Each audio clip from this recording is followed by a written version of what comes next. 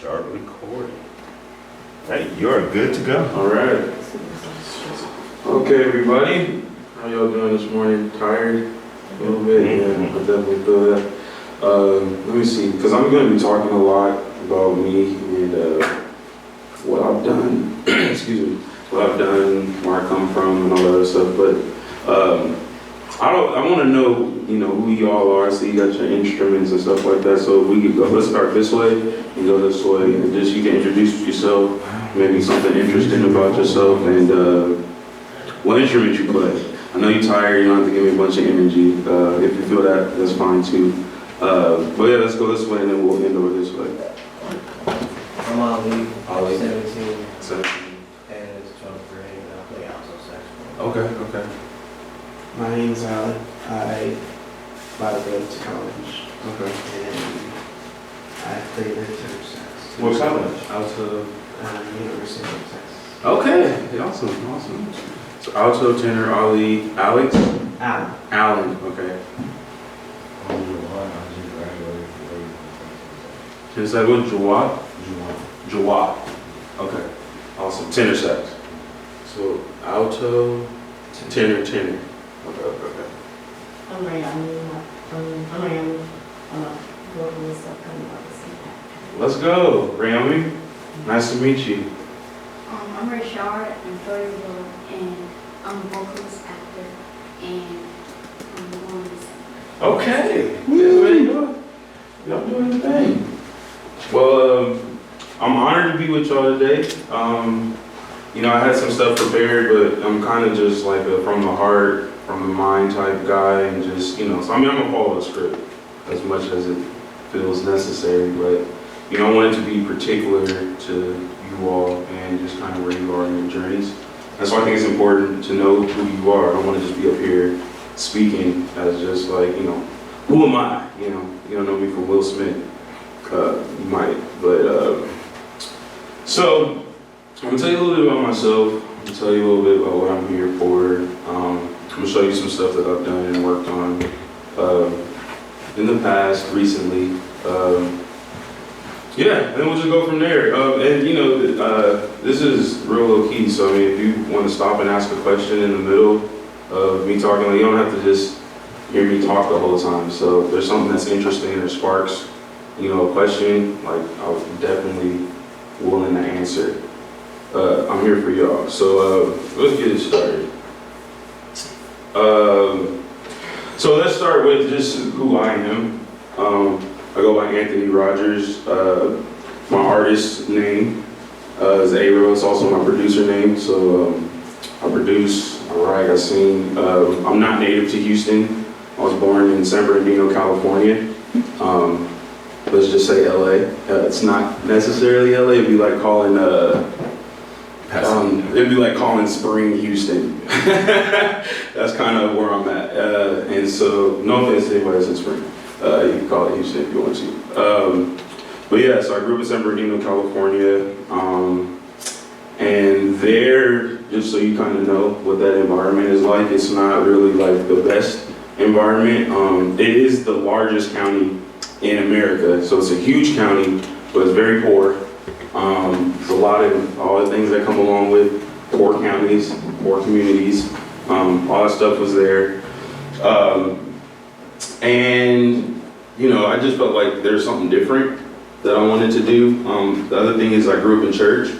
So, I was a church kid from the time, I think I was born. I might have been even born in a church, if I'm real. I would do that all the time. And before I actually started going to church because of what you're supposed to go to church for, I went for music. I love the drums. I love singing, so I'm also a singer and a multi-instrumentalist. And so that's now, but then I wasn't none of that. I was just sang the best that I could and hope people enjoyed it, hope people liked it. So that's what I did, but that started probably when I was like 12 or so, or 6.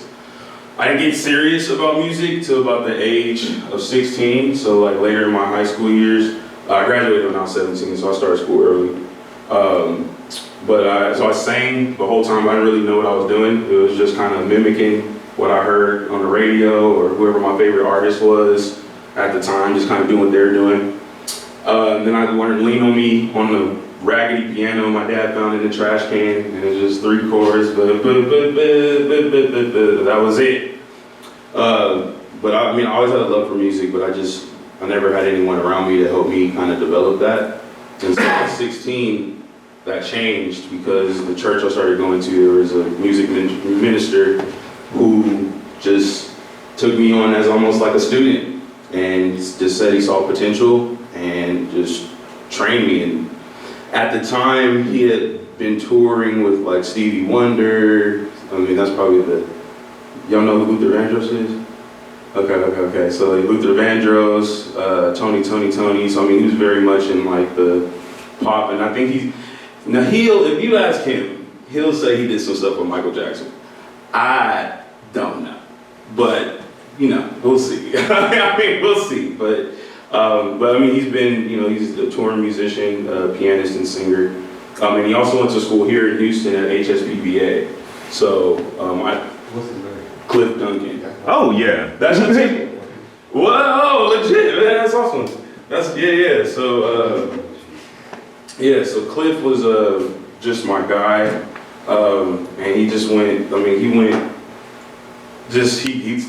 invested, man. I didn't know nothing. I'd be in piano class whenever I actually took piano in high school, and they put the sheet music in front of me.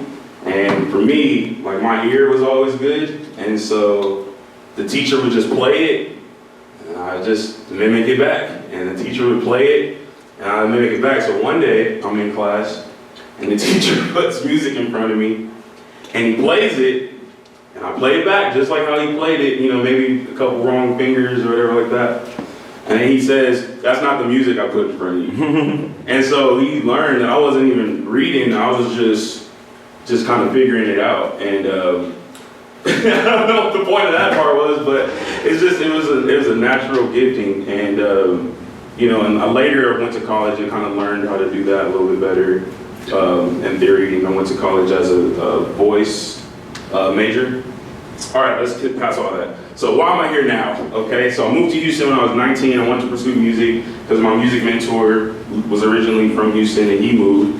And I figured if I stayed where I was, I wouldn't be able to, advance. Moved to Houston and life just began to change. I was playing in churches and stuff, and getting paid to do it, so that was different. And I still wasn't as good as I wanted to be, but that's where I was. So that's a little bit about me. Most recently, I just performed in the Super Bowl in February with Kendrick Lamar. That was amazing. Just one of the best experiences. Was out in New Orleans for like 2 weeks. Been producing people out here. I did some stuff with Susan Carroll. I don't know if you know who she is, but she's a Grammy-nominated artist who just won a Grammy with PJ Morton.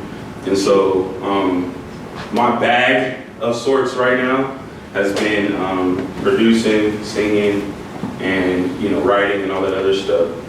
But that's enough about me. Today, I'm here to talk to you all about what it means to find your own voice.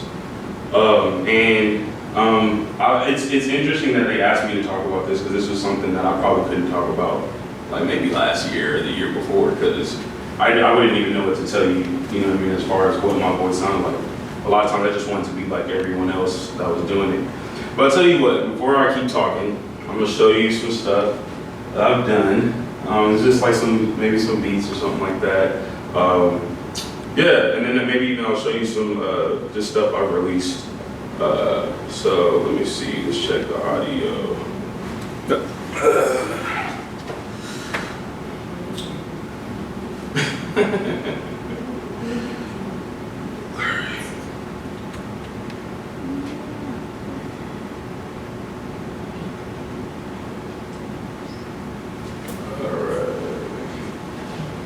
So I'm all the way over here. Okay, I hear you. Start it over.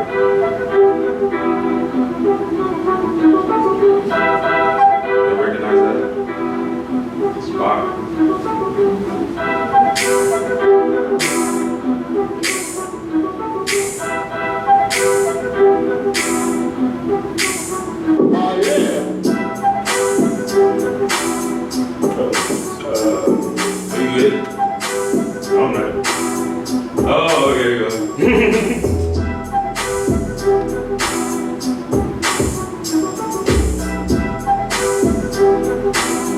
All right, let's get to the fun part.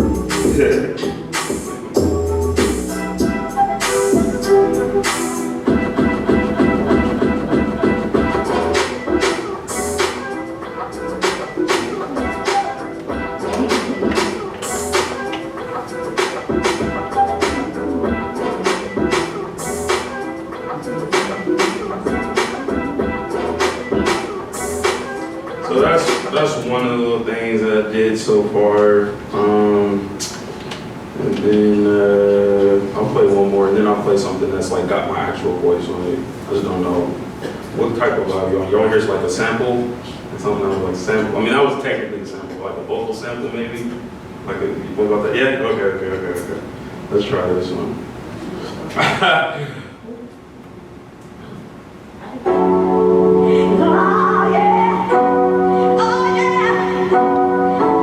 So for this beat, I was on TikTok and they had a video of a guy sitting at a piano, and this is exactly what he was singing. He was like, and I was like, that would be kind of fire to put in like a beat, so this is what I made from that.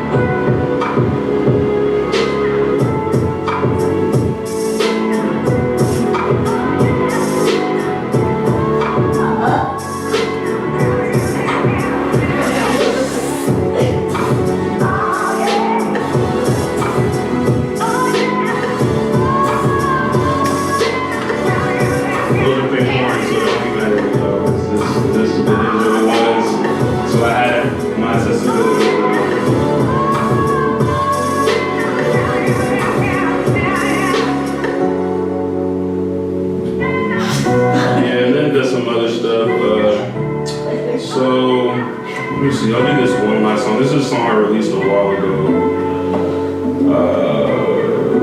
Let me turn this one down. Alright, here we go. Alright. And this is something that I'm singing on, so.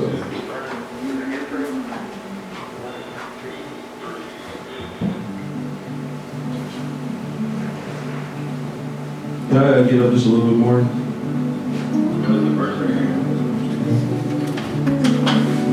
Absolute anxiety, vitality failing, insecurity of overseas. All run away when you move. I always count on you. No matter what I'm feeling, you can pull me through completely. I can always count on you. Even in my position, you can pull me through completely. Ground is shaking beneath me, down around me, claiming I can't win. I remember your promise for me. I'm not on my own. I can always count on you, no matter.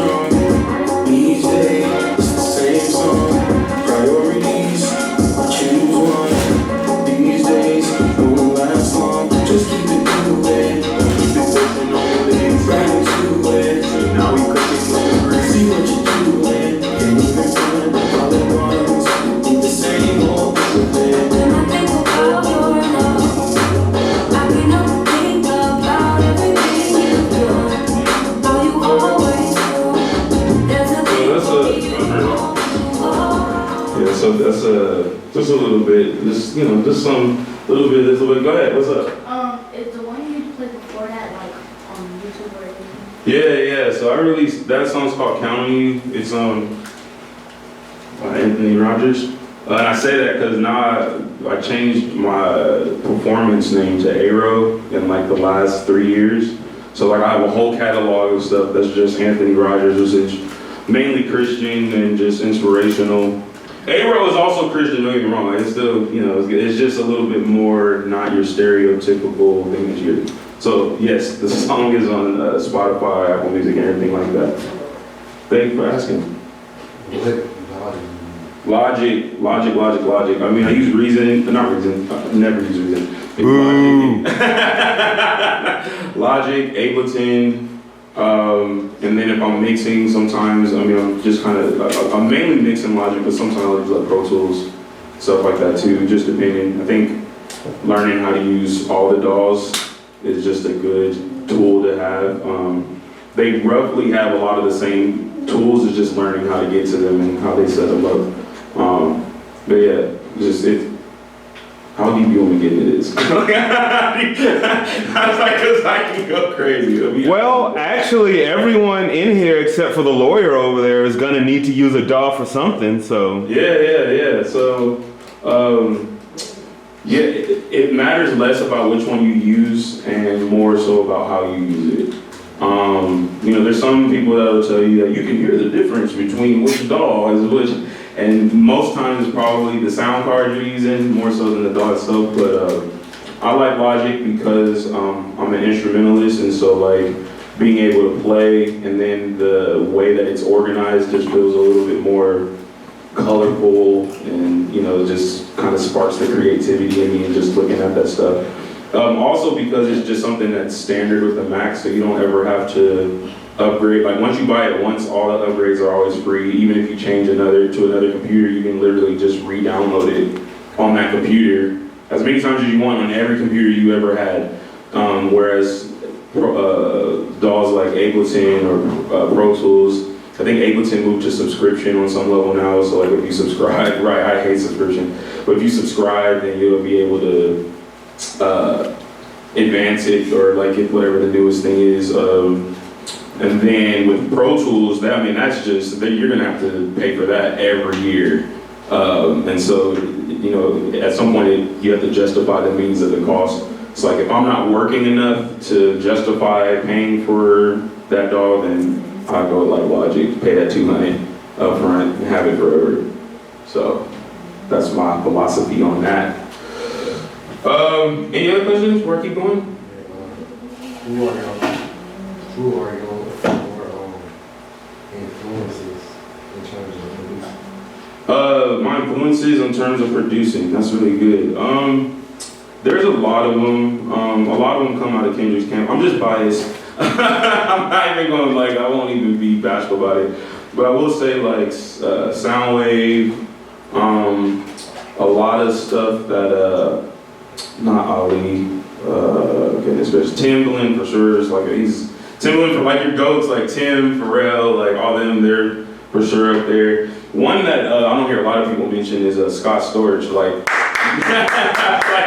he's just done some incredible stuff. I mean, he was like a sound for like a whole generation, and I mean, there's no one that produces like him. So him, but then also people like Stevie Wonder. I love the stuff that Adam Blackstone and Robert Glasper and stuff have been doing. Robert is probably one of the most just incredible, versatile musicians that I've met. And yeah, and then if we're going like younger, my newest recent influence is a guy named Aaron. On Instagram, he goes by Aaron the Bassist. He's been playing since like he was like 7. I think he lives like in Sweden or whatever like that. Man, but that dude, jeez. So that way, and then like, there's a lot of local people too. Like, there's a guy named DJ Baby Boy. He does house music, and so that's somebody I've been into. I mean, he's local. He's like in Houston. Yeah, I would have to think. I mean, because I just listen to so many things that Mustard. How did I forget Mustard? Yeah, Mustard is probably my most recent influence. Just how he's doing like the 64 rolls on the on the kick. So like, you know, like he's adding all of those beats inside that one measure. And so it's like, it's insane. Like I've never heard it done, you know, like roll the 808 or something like that. And so, huh? Yeah. And so it's just been, I'm still learning. And that's a perfect segue into like, the next point is discovering your sound, and so, or discovering your own voice. And so like, a lot of times, like whenever I was creating, I was just trying to sound like somebody else. Whatever was the hottest thing out, I wanted to do that. And the hard part was that I just was never able to do it. Like, if I could do it, I probably wouldn't be standing here telling you about how to discover your voice. I'd be doing the talk on how to sound like who you like. But I just could never replicate that sound. And I don't know if it was because of like the musical ear that I already have. Like, you know what I'm saying? You guys are here in the summer, you know, learning and, you know, perfecting your craft and stuff like that. And so there's just things that you'll hear naturally that someone just want to make beats because they just like making beats. You know what I'm saying? May not hear, no discredit to them, but you know, it's just, there's a different level that when you are able to do things musically, like you still want the vibe to be right and everything like that, right? But like, there's a lot of reasons why there's certain producers who can do beat switches and certain producers who can't. And so they get a loop and they're gonna play that loop for 90 minutes and put different drums over it, and that's it. And then you have producers like your Sound Waves and like your, even like Mixed by Ali, I'll give him credit, or 40, like, and I'm giving credit to the other team. If y'all know, I'm definitely heavy on the Kendrick side of the beef, so if you got any, that's for sure. But having the knowledge of how music works sonically and how transitions and stuff work plays into your bag. And so, all that said, it was hard for me to try to create a sound and sound like someone. So, is there anybody that y'all listen to that you replicate your instruments or your voice or your acting after? So, you named your student beside your mom, I'm curious. I know saxophone is like Dexter Gordon, Coltrane. Okay.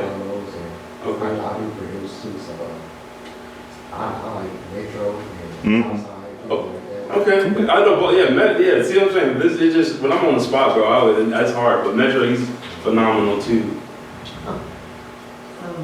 Cynthia, Arrigo, Miguel, Chris Brown, Oh, you got a nice little bag over there. yeah. Okay. How about you? Just everything Disney. Okay. Hey, but you know, when you say that, like, you say everything Disney, do you know, like, who, like, Alan Menken is, Howard Ashman, Paul Schwartzman? Just like the Disney between 2010 to now. Okay. So Lin-Manuel Miranda, the Coco people, the couple, the couple, the Hispanic couple. I know who you're talking. They did Coco. Yeah. Yeah. Like those Disney songs, they're written by people. So you should know who those people are. You know, they're performed by people. You know who Idina Menzel is. I don't know who Dove Cameron is. I tell you, Lin-Manuel is probably also one of my other inspirations, bro. Before I even saw Hamilton, the play on Broadway, I listened to all 3 hours of that album. 3 hours. Not only did I get a history lesson, I got a music lesson. Yep. I mean, like, it's rapping, you know, but it's rapping in a different style. But I mean, it's the way that you put all that together, and if you listen to it sonically, like, each character has their own, like, intro theme and stuff like that. So, like, and they'll blend those themes together based on which characters are interacting. And so, like, I'm just challenging you, if y'all want to spend 3 hours just listening to something that I think is great. And so when I went and saw it live, I almost was like, dang, this just took away from my imagination, because like what I thought of was just so much more than what they could physically do in this space. But yeah, what about you guys? Who do you guys want to sound like, or mimic your tones after? It's kind of like shooting a little bit, but Patrick Park Patrick Barton. I'm writing this down because I'm also a very big student. And so if I don't know something, I'm gonna make sure I know it. Can you repeat that? Patrick Barton? No, can you repeat that, what you just said about Oh. you don't know somebody and you're gonna write it down and you're gonna go look this person up? Yeah. So, I don't know who it was that you meant, and rather than be like, oh yeah, Patrick. Like that doesn't do any of us a service. I want you to know that I don't know who that is, but if it's somebody you care about and you think is dope enough to mimic, I want to know who that is. So the next time I talk to someone that mentions him, I can say, oh yeah, you know what I'm saying? I want to know stuff about him. I think you can learn things from everywhere, bro, if you just choose to look. So that's dope. And so is Patrick Barton or Barton? Bartley. Bartley. Okay, yeah, I would have been. They took me somebody's Instagram page. Yeah, I see him right here. Cool. All right, I'll keep that up. Actually, let me just put this video up here so that I got it. Oh yeah. Oh, he looks like somebody I want to know for sure. Thank you. But you? I would say Charlie Parker. It's another one, Charlie Parker. And he's, I'm assuming, sax as well, right? The greatest. With an asterisk. Yeah, and I'm not gonna lie to you because I mean this is probably gonna sound good because like I'm trying to get on your good side. But alto and tenor sax are probably my favorite saxes. Like soprano is cool, don't get me wrong. Like soprano's cool, but one it looks like a flute, so I don't even know that it's really like a sax for real. Isn't there like a piccolo alto too or something like that? Yeah, with sopranino. Yeah, the little tiny. Yeah. Okay, so I got Charlie Parker, sax player. Okay, so he's like an older school jazz musician. Okay, perfect. All right, but yeah, so I mean, like very much for me. I mean, I grew up on gospel music, so like Fred Hammond was like, that was my GOAT, bro. Like, if y'all know who Fred Hammond is, like, he's the reason why I wanted to sing. He's the reason I wanted to write. So much so as a grown man, when I met him, I cried. Cried. And no, everyone's looking at me crazy. And I'm literally like smiling super happy and tears are flowing down my eyes. Because I never thought I'd meet him. Like, what do you do when you meet someone that you look up to? You don't ever think that you'll meet them because, you're wherever you are and they're wherever they are. But I was trying to mimic everything he did, which is probably why I can't do runs super well. But the thing is you kind of start getting lost in the sauce. And then you start judging yourself based on your ability to be able to replicate what someone else has done. And this was the beauty, I think, of finding your own voice, is that it's fine to learn and admire and even take some stuff that you hear, but what's unique about you, and this is gonna sound very cliche and just like one of those like duh, but there is literally no one else who is you. Like, that we can share similar experiences, but we don't got the same exact life. We can start by, I'm older than you. So, I mean, I've already lived some life. And my beard, you know what I mean? You on your way. You on your way. But, we have different things. And so even though there may be some similarities, we're producing everything like that, there's something only you can offer.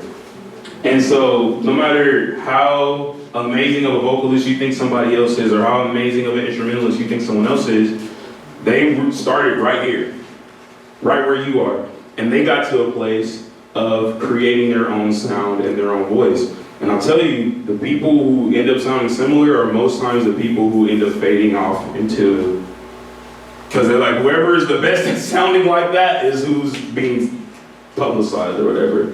So it's advantageous for you to look within yourself. And maybe you don't sound exactly like them, but maybe there's something you admire that they can do that you can do, and how do you add that to your bag?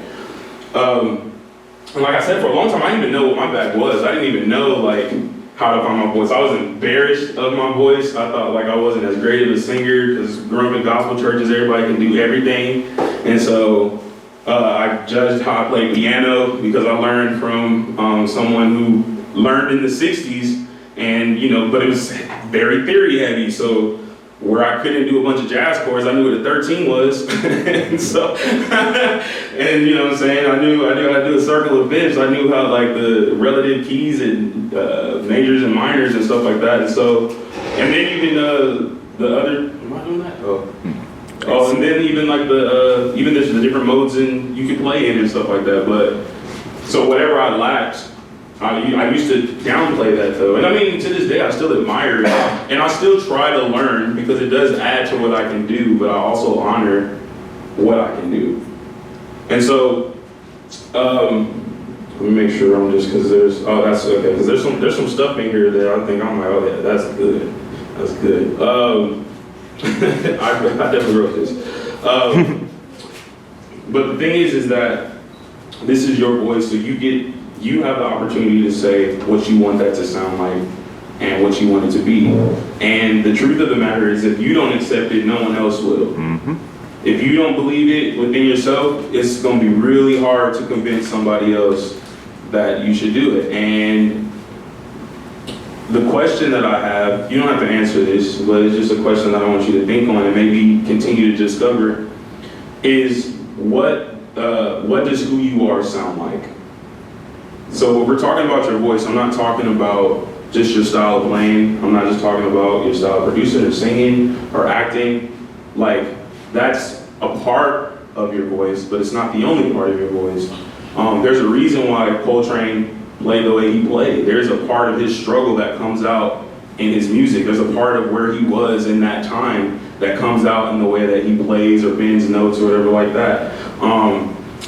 Kendrick, I might write for Kendrick like 12 times there, I'm sorry. But like, and even in his whole voice, like he's self-proclaimed voice of the West Coast, where this is who I am, this is how I was raised, and it's his own experience, but it's his way of talking about it. And he uses tools that he's had prior to being who he is now, to be who he is now. Like, one of the things he excelled. He didn't excel in English, I'm not gonna say that, but he had a different writing style. And so even though he couldn't write and like do like the English work, when he got into poetry, he was like, oh yeah, this is, and he crafted his stuff there. And so a lot of his lyrics and stuff are broken up with haikus and sonnets and all kinds of things you wouldn't even know because it's just that smooth.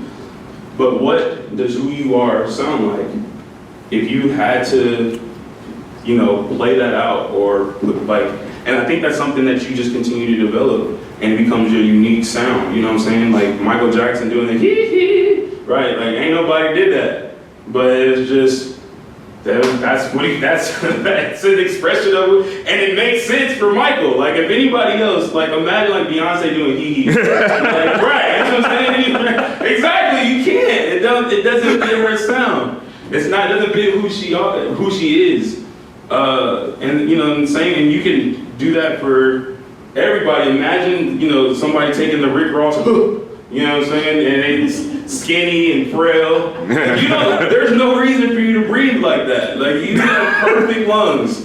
Like, you don't need to do a huh. So what does your voice sound like? What is your thing? What is your signature sound? And this is the part I think is the most important to me because of just being in the industry now. And what I wish someone would have told me when I was your age. Another thing about me, I have a son that's 17. Yeah, I do. I have a son that's 17 who's going into his senior year of high school, and he does some music. He's trying not to do what I do, but also it's weird. But he's a language magnet, so he's like learning Mandarin and Japanese. But I do not like feeling old, but I am, and it is what it is. I'm old enough. The thing that's what I was saying is the most important thing is that I want y'all to hear, and that I wish someone told me, is that y'all really are the future. And I know that like, that sounds so cliche. Children are the future. Like, no, like y'all really are the future. The things that don't exist now are the things that y'all will end up creating and inevitably making happen. And it will not happen unless you believe you can do it. Mm-hmm. It will not have, y'all are literally shaping the future. There's a future that I want to see and want to be a part of. I want to be a part of a future where musicians are not just seen as bar people or doing first chair here, or you got in Houston, you definitely got to be in somebody's church, like where you're not, and y'all, I hope you don't have to experience this, but let's just do a practical thing, right? If I walked in here and I said, hey, I'm a surgeon, there's a different type of respect or knowledge or thought that you have about a surgeon, right? Or if I walked in here and I said, hey, I'm a lawyer, I fight, what's his name? The Texas Hammer, Jim Adler.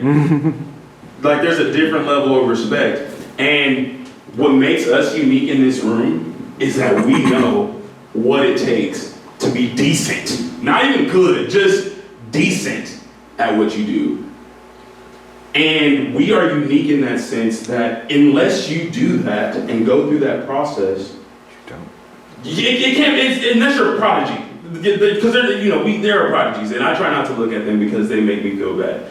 But there are people who are prodigies. But like, y'all sitting here in the summer at 8 o'clock, I don't even know what time y'all are out here, it's definitely before me, with the sheet music in front of you, here, listening, watching videos, learning about the circle of fifths and how to do the 2-5 so you can change the key you're playing in without it sounding whack. And so like, y'all are investing this time into this thing, and the next step is making people appreciate it in a way that when you say you're a musician, it's not like, do y'all know, this is funny because I'm learning too, but do y'all know like the cliche of like when someone says they're a musician, like the word that they say before it? You're a blank musician. Like it's like the thing that people say like when they say they're a musician sometimes. I'll tell you because it's gonna be too long. So it's this thing, and it's super cliche, and it's not, and I don't know that it's based in reality, but a lot of times it's like, oh, I'm a struggling musician. And so it's like, for me, when I told my grandma, hey man, I don't know that I was in college for computers, and I said, I don't know that I want to do computers anymore. Like, she's like, but you're gonna make $200,000. And she's like, well, what do you want to do? And I was like, I want to sing, Grandma. Grandma, I want to sing. And she said, well, you should have that as a plan B. That shouldn't be your plan A. Why would that be your plan A? Because you ain't gonna make no money in music, because most of the musicians are struggling musicians. And so you're gonna live with your parents, or you're gonna do X, Y, and Z and all these other things. Where you gonna play? Who gonna hire you? Or you just, you live in a crazy dream. But what my grandma didn't know, and that I knew, was two things. One, if I bet on me, you better believe I'm gonna show up, and that means if I stay up for 2 days to make it right, I'm gonna get it right. The second thing is, music is everywhere. When's the last time you turned on a TikTok? I'm just trying to relate. When the last time y'all turned on a TikTok and didn't hear no music? When the last time you heard a commercial that didn't have no music behind it? When the last time you watched an ad on your phone and you gotta wait that 15 seconds and it got some little diddly behind it? When's the last time you turned on a YouTube video and your favorite YouTuber, or whatever, depending on what type of YouTube they're doing, like, I mean, I know Kai's not doing a bunch of that stuff, but depending on who you watch, like the intro music, the outro music, or if you watch reality TV, they got music every 30 seconds that's different. And so the thing is that music is everywhere. Like, it's everywhere. And so it's important enough for people to feel like it needs to be everywhere. But what is the thing that music does? What do you think music does outside of... And then just tell me what you think music does. Let's go in random order. Anybody want to answer? It connects. Connects. Connects? Oh, you said connect? Y'all both said connects? No, he said connects. I was gonna say it makes you feel emotion. Makes you feel emotion. What else y'all think it does? Relaxes you. Uplifts. Yeah. All right, you the only one, brother. You gotta give me something.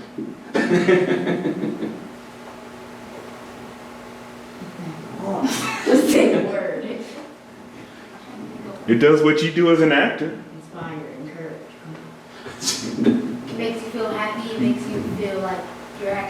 Yeah. You know what it also can do? It can tell a story. There you go. It can create a mood, right? If you hear dun dun dun, right? You're right. Like, you know, have y'all ever watched a scary movie with no music? Oh, Yeah. It ain't really scary. Hitchcock could do some stuff, man. Yeah, like the jump scare when it's the and you go, oh god, dang, I wasn't expecting that orchestra hit to come out of nowhere. probably if there was like kitty music, it probably would have. Yeah, and you're like, what is this? You know what I'm saying? But like, yeah, take it. It's yours now. But yeah, I mean, it does that. It does all of those things, and there. I mean, it's very interesting how just listening to a song and someone tell their story through a song can bring tears to your eyes, or how it doesn't even have to be a song about something sad. You know what I'm saying? It could be a song about something happy and just have a different tone to it, and it just feels like, God, this is so beautiful, you know? And that is what we get to do. Like, that's so fire to me. It's like, we get that opportunity to create, and it comes from you. Like, it's an original thing. I'll tell you, one of the hardest things that is for me to do is play my own original music. Like, I was just up there like this feels so weird, or like this. And I'll tell you why that's hard. It's because that's something that I crafted and came from me. Now, if I went up there and played you something that wasn't mine, you know what I mean? I'm just like, this is something I like. I don't have that type of connection to it in the same way that when it's mine, and these are words that I wrote, and this is the sounds that I chose, and this is the emotion that I felt when I was writing it. It's like giving your baby away. I'm like, hey guys, tell me my baby's pretty. You know what I mean? Like, that's what I want to know. And then when you do, when someone says, I don't like your baby sounds terrible. Like, you know what I mean? Like, it's a vulnerable space, but it's worth it. It's so worth it. And so I don't know exactly like what your musical or acting aspirations are, but and I'm also not going to tell you what a lot of people tell me. If you work hard, those opportunities, like, you can work hard and they will just pass you by. But it's not about how hard you work, but about how consistent you are. If you show up, there's some days I show up and I just will sit at the piano and play something I already know and just say, well, did that. But I sat at the piano. The other thing that I did, I started doing, was trying to write something every day. I did it for about 12 days, not consecutively, but it's just still trying to show up. But I'll tell you this, even in those 12 days, the things that I think about, the way that I write, the places in my brain that get open, sometimes I'll even ask ChatGPT for prompts, like, give me a prompt, like, to write about it, like, let's say, I'll say, give me something to write about, or like, something that's like obscure, and they'll say, oh, write about blue headphones. And then I gotta make a song about blue headphones. Now I can be very direct, like, listening to my blue headphones, right? You know what I'm saying? I can do something like that, or I can use the blue headphones as like an analogy for something else, or talk about, you know, maybe the blue headphones remind me of a past relationship that I was in. Like, it expands your mind to figure out different things. So then when I get in the studio with someone who's paying me to write for them, I'm like, I got blue headphones. You want to hear blue headphones? You know what I mean? But like, I've already put in that work. And so like, the thing that I've noticed, I'll tell you, from when I was 17, 18 to now at 35, and what I've noticed is that I see the growth, right? If I still played like how I played when I was 16, I would feel away. But I don't. You know what I mean? Like, I don't play how I played when I was 16. I play way better than when I was 16. Way better than when I was 16. But what's not seen is all the work put in between. And so this is what I want to tell you. So on that, Yeah. how did you track your progress? Because I know, like, with myself sometimes, That's good. like, I'll think I'm not progressing, and I'll listen to something from way back, and I'm like, oh my, like, that was trash. Yes. And I thought that was good at the time, you know? No, that's how I tracked it. Like, luckily, whenever I was in high school, People was gassing me up, bro. Gassing me up, like, you're so talented. Oh, you're the best singer at the school. Oh, you can play so good. You're amazing. And I go back and listen to them YouTube videos, and this around the time YouTube was first getting started now. And I look at my 16-year-old self, and I was like, why did anyone let me? Why did anyone? So I track it by that. What's up, bro? That's the same thing they're doing at that art school. But really, yeah. And listen, listen. Let me tell you this real clear. Listen, just hear me. I believe y'all. I believe y'all can kill. I don't even want to give y'all this mic because that may make me stop wanting to sing. But what you'll see as you get older is you'll look back and you'll say, ooh, I may have been doing too much right there. Ooh, why did I do that? That's not because of what you'll learn. And that's the other thing. You don't have to disrespect your past in order to honor your growth. Because that is why you are where you are. That nervousness that I had getting on stage, singing in front of my peers, they would never know it. I was nervous, I was shaking, I was missing chords. I had the keyboard too low, so I'm playing like this and trying to sing into a mic that's like, it just looks crazy. I literally have a video, I will not show it. Maybe. No, I'm not. I didn't make my mind up, I'm not showing it. It's too embarrassing, I can't do it. And y'all forget everything you saw. But you remember the good stuff I was doing at the beginning? No, but yeah, but I had to do that. And in every place I went to, I had to make sure that I did that. And so this is what I want you to remember. If you don't remember anything else, and it's not even about me, this is for you. I really want y'all to get this. Where you were is not where you are. And where you are is not where you're going. Where you were is not where you are. And where you are is not where you're going. Let me put this in a practical story. I sing a lot around Houston and the country on certain occasions. And when you are decent to good at what you do, you get compliments because you've practiced. So it's not even like it's not that you don't enjoy or you don't like the compliment, but you know the work that you put in to be good. I didn't get up here because I thought I was bad, but you know what I'm saying? Anyway, sometimes there's a place where it's hard for me to accept compliments when people would say, oh man, you did such a good job. Oh, your voice is so amazing. Oh, y'all playing is so great, right? It was hard for me to accept compliments because they were seeing what I was and I was seeing what I want to be. Mm-hmm. And so when someone said I was good, I was like, well, I'm not Corey Henry. I'm not, Robert Glasper. Like, how could I be good? Like, so then I didn't even believe that they were telling the truth. I just thought they either don't know what they're talking about, mm-hmm. or they're not educated enough about the subject to give me an accurate depiction of what good is, or they're just trying to make me feel good. It was so hard for me to believe that I actually was, I'm trying not to get emotional because that's hard. But like, it was so hard for me to believe that I was actually good. And once I recognized that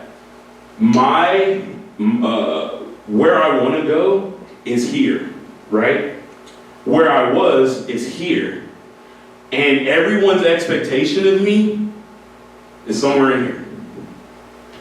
Where I want to go is here. They will never be able to compliment me enough to where I actually want to go.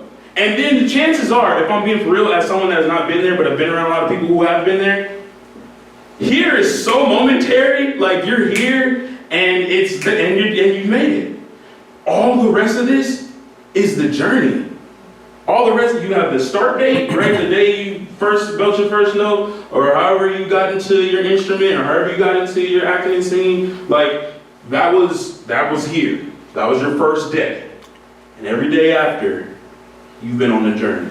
And somewhere in those first steps in your journey, or maybe you get like pretty decent and you like what you're doing and you're being a little bit more creative, then you get to a place where you're like, I want to do it like that.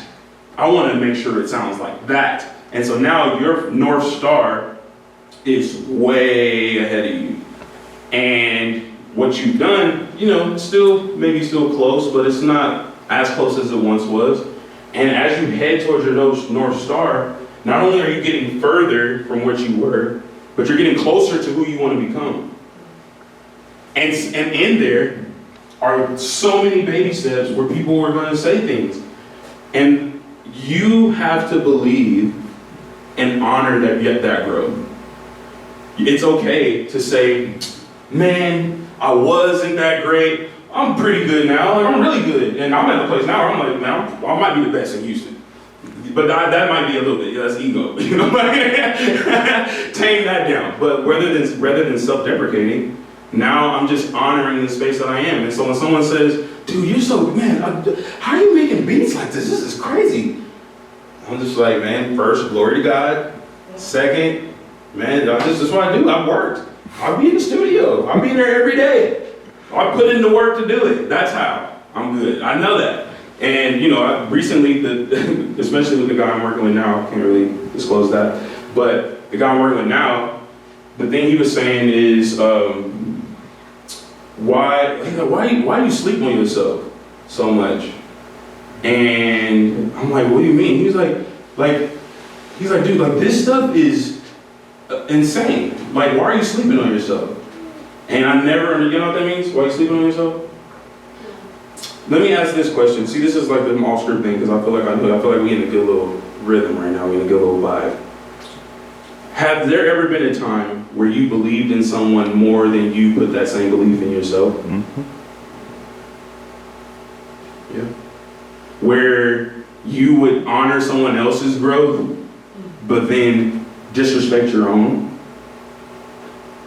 Just think about it. You don't have to, but you know what I mean? Like, that is, it's essential that you know what you're worth. And that's how you're going to create the future. Because if you go in not knowing that, then everyone else is going to know too. And they're not going to trust what you say. They're not going to believe you when you play. You probably ain't going to believe yourself when you play. But if you go in, you know, I'll tell you this, before real, I didn't know what to wear today. I didn't know what I needed to show up like. And I just say, you know what, I'm just going to show up as myself. I'm just going to show up in what I wear. I'm going to talk to y'all how I talk. I ain't got no professional, like that, just because I'm just me. I don't know how to be no other way. And I love me now. I really love me now. And that's how I'm going to show up. And I'm going to enter the room every single way. And when you do that, it changes the perception and how people think of you. And in turn, sometimes it opens up something in themselves that they can say, oh man, I love when you come in and you just are just being who you are. I love when y'all come in and y'all just being who you are and you goofy and you laughing or whatever it is. And they're like, man, why don't I do that? Why don't I feel comfortable doing that? Once you get to that space, do the work to get to that space. That is your sound. That is your sound. I can take y'all through a lineage of music, and every time I've written, it was from where I was and what I was able to do. And so that's why I played more of the recent stuff, because I played on some of the other stuff. That's where I was, and that's what I was able to do. But I showed up. My last point is take the stage. Right? So you got, let me make sure I get this right, because this is what they told me my speaking points was on. And I didn't even know that I knew this until I started writing. I'm like, I do know some stuff. The first one is discover your voice. That's the first point, right? We talked about discover your voice. What do you sound like? The next one is build the future. Y'all, that future is y'all's. And you can only build it according to the belief that you have in yourself. And this is the most important part. Take the stage.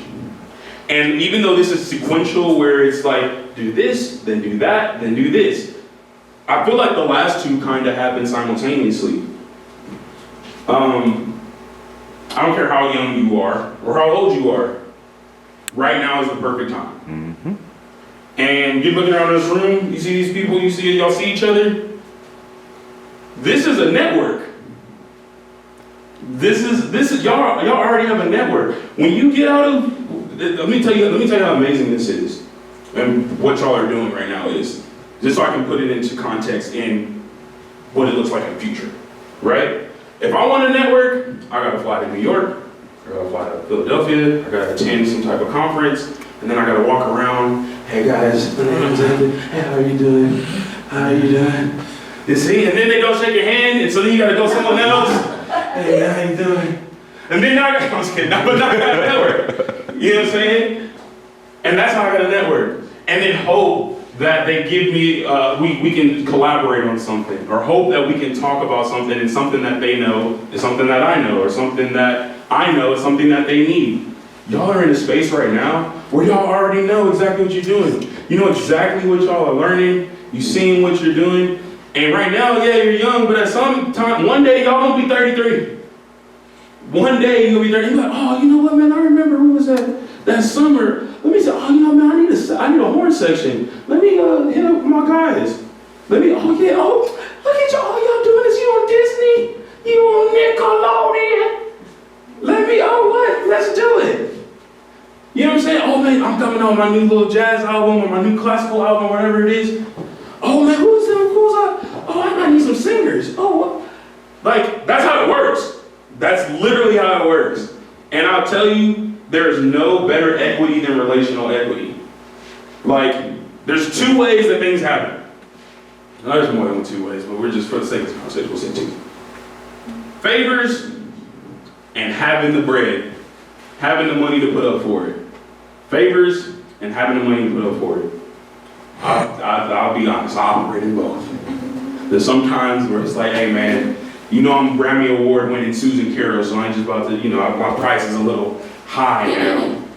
But you know, we've been working together since we was 10. And if I got it, I'm gonna give it. I'll never say I'm not gonna pay. I would say no, but they will say, you know, I'll do you a favor, don't worry about it. But that's because she's in my network. And so you may not feel like you're somebody right now, but you are going to be somebody. You will be, 100%, and you are gonna need each other. So when that inevitably happens, last point, I promise I'll be quiet. I've been talking for a long time, my mouth getting sweaty, I'm sweating up here. When that happens, what you'll be able to do is take the stage. So every opportunity that you have to show someone not only what you can do, but what your voice sounds like and who you are sounds like, take the stage. If you have a different idea than something that exists already, share it, do it.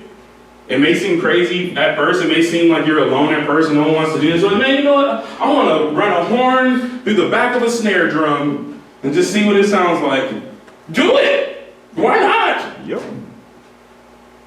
Experiment, listen to different things.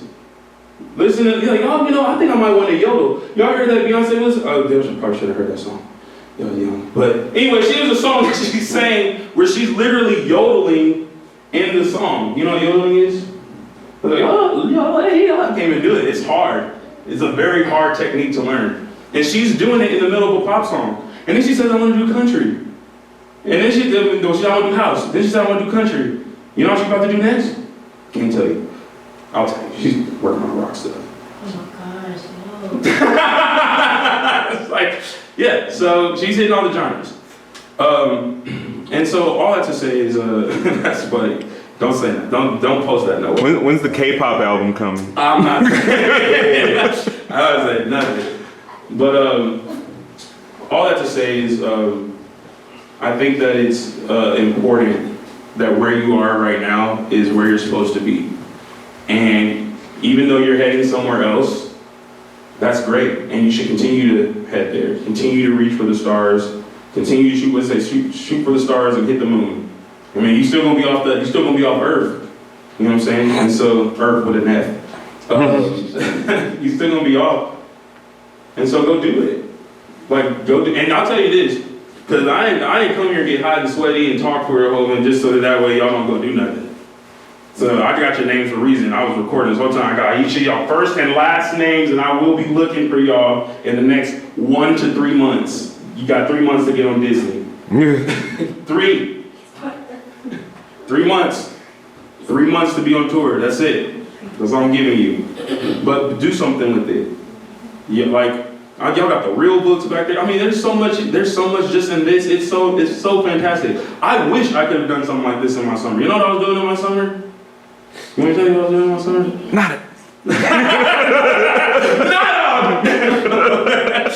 No, I mean, I was working at Hollister.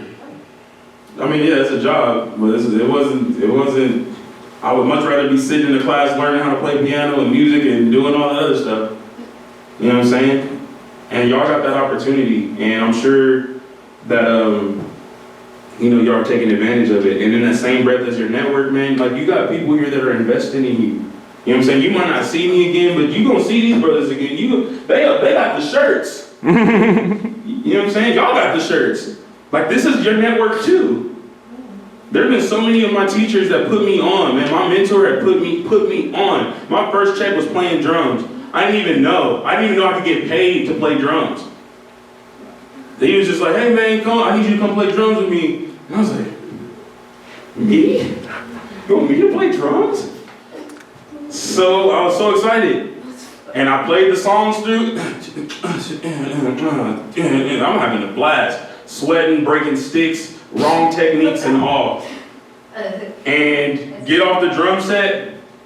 And I go walk. I'm like, all right guys, had a great time. I had a ride, so I wasn't driving. I was riding with somebody. And he's like, wait, I got something for you. And I was like, what? And he handed me a white envelope with a check in it. And I said, well, what is this for? He's like, you play. You the drummer, right? Give it to the wrong disc. Hey, Miss Hardy. Hello, I'm doing well. Thank you so much for coming. Oh man, I'm I gonna didn't watch. mean to interrupt you. Oh no, you're fine. It's not an interruption. I'm literally talking about how great you are. You came in right on cue. But yeah, so that was when I found that out. Oh, it changed my life.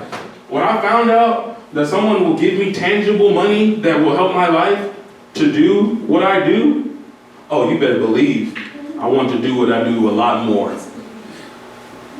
And with that, y'all have them same opportunities. If you want to get into music and stuff like that, you probably got people right here that spoke to you, that have done theory with you, that have done all kinds of things that can pull you in. I'm one of them people too. I do need a horn section. So y'all heard the horns that I did, they was fake. You know what I'm saying? It could be real. We got some real horns. I'm just saying. You know, depending on how close y'all are.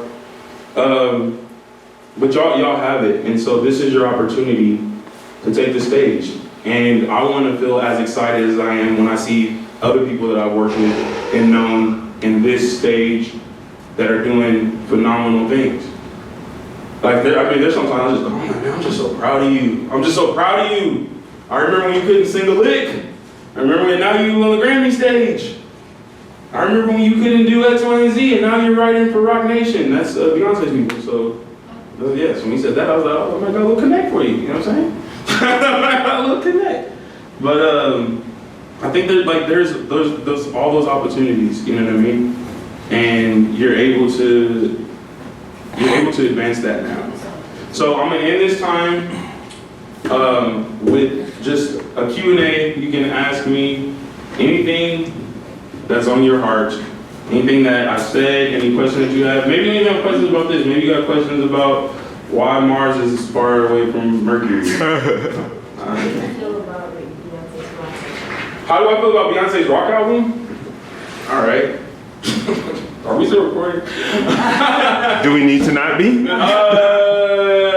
be fine. It'll be okay. I won't go crazy. Then I can edit. All right, cool. I think that at this stage in her career, that is very ambitious. And for her to take on other genres, I think is a way of self-expression. And so, how much of a Beyonce fan are you? Like you Beehive, you Lil B, what you Probably like a little. Lil B? Okay. So she, whenever she was with Destiny's Child, they made music for that time and that sound, and then whenever she did her solo album, it went crazy. And then you can see her evolution. And Beyonce is someone that I think embodies who she is. That's what she sounds like. Beyonce is Beyonce. I've never heard Beyonce and been like, oh man, she sounds like Celine Dion a little bit on this. I just never. And the other thing about her is her work ethic, man. Like she's someone that's gonna go crazy. And so in that vein, I think her doing a rock album, even though it might not be what the populace is expecting from Beyonce, she's still developing as an artist as well, and as someone that loves. At some point, you master something that you do. Like Beyonce knows she can go make a pop album and go crazy, but she has to ask the question: is she doing it for everyone to go crazy, or is she doing it because she loves what she does and she loves music and wants to continue to grow? So the better question, not the better question. Let's say another question, because I think your question was great. But I think another question would be, why would Beyonce make a rock album? Any other questions? That's a great question, thank you. How did you get into producing? How did I get into producing? Oh, that's a great question. I was in my piano class at 16 years old, and the first computer that I had significant access to was GarageBand. Yeah. And this is the old, when there was loops on GarageBand. I'm like, what is this? This is pretty cool. And so I got a loop, and I'm in piano class, so the loop is in E. I just gotta get some more stuff that's in E. And I just put a bunch of stuff in E, and I just made a little beat. And I didn't have a microphone, but the computer had a microphone, and so me and my bro, my best friend, Austin to this day, we're in my teacher's class. During class, making beats on his computer, and I'm like, yeah, let's get it, let's go, let's get it. That was really cool of my day, I promise you. And we made beats on the thing, and so my teacher gets there, and he's like, why do I have all these songs on my desktop? And I was like, oh man, Austin came in, we were making songs. He said, I thought you guys were working on something. Like, we was working on the songs, like so we was working on. But he listened to it, and he was an accomplished violinist that was also a professor at the college that he was at. He listened to it and asked me to produce on his album and produce and write. And so I did that.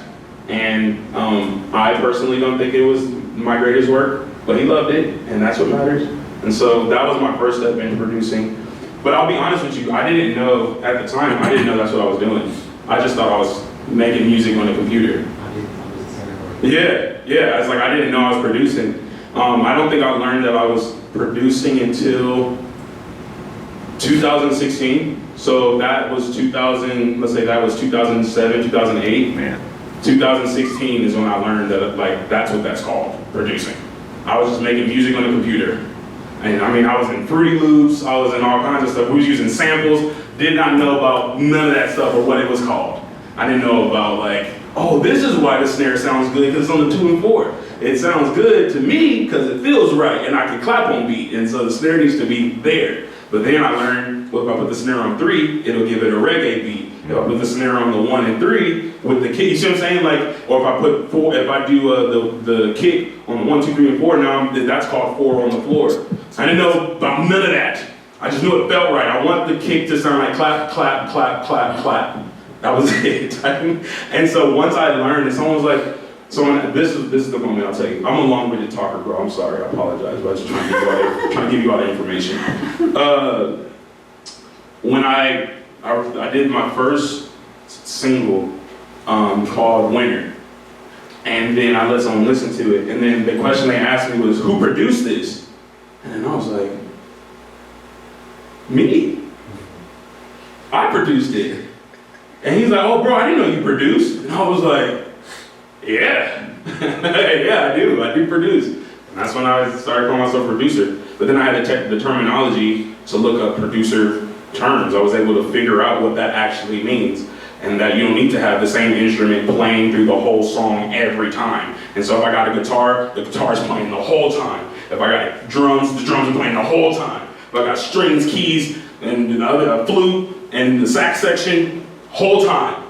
Like, I didn't understand, like, the dynamics of things. But that all came with time and learning how to do it. So that's when I started producing. It just was all kind of just a big jumble of things. And then I got to a place where I just perfected it, watching other people do it, seeing the things that they do that I may or may not like.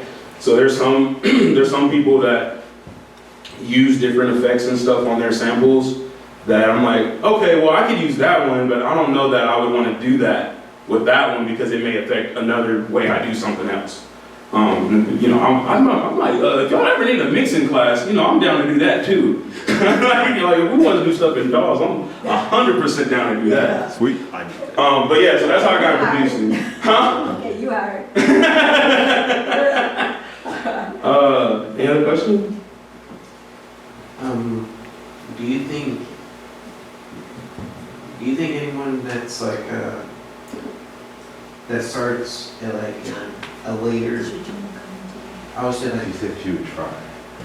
I would say like at the later years of Mhm. life Mm-hmm. and like music, do you think they can still be like someone that can make their own thing in music? Because like I started playing saxophone like my sophomore year of high school, and I was only playing my band at that time. Mm-hmm. And 2 years go by and I pick up the tenor sax and I go to my first workshop, the Summer Jazz Workshop, Okay. and that's when I officially made my thought of making, you know, video game music in jazz. So, and Wow, that's super cool. yeah, but like when going there, I seen like other people who had like way more experience than me, and I knew in the back of my head, like I knew that they had experience because they did it longer than I have, but at the same time, I felt like I don't know, it felt a little bit discouraging because you know they know more than me at their age. I'm at their age and they're my age, but they have my experience. So. Yeah, I mean, I empathize with that a lot. The worst thing that happened to me was when I moved out here at 19, and I was shedding with some kids from HSPVA. Highly don't recommend that. Right. I highly do not recommend that. I understand what it's like to be in that space.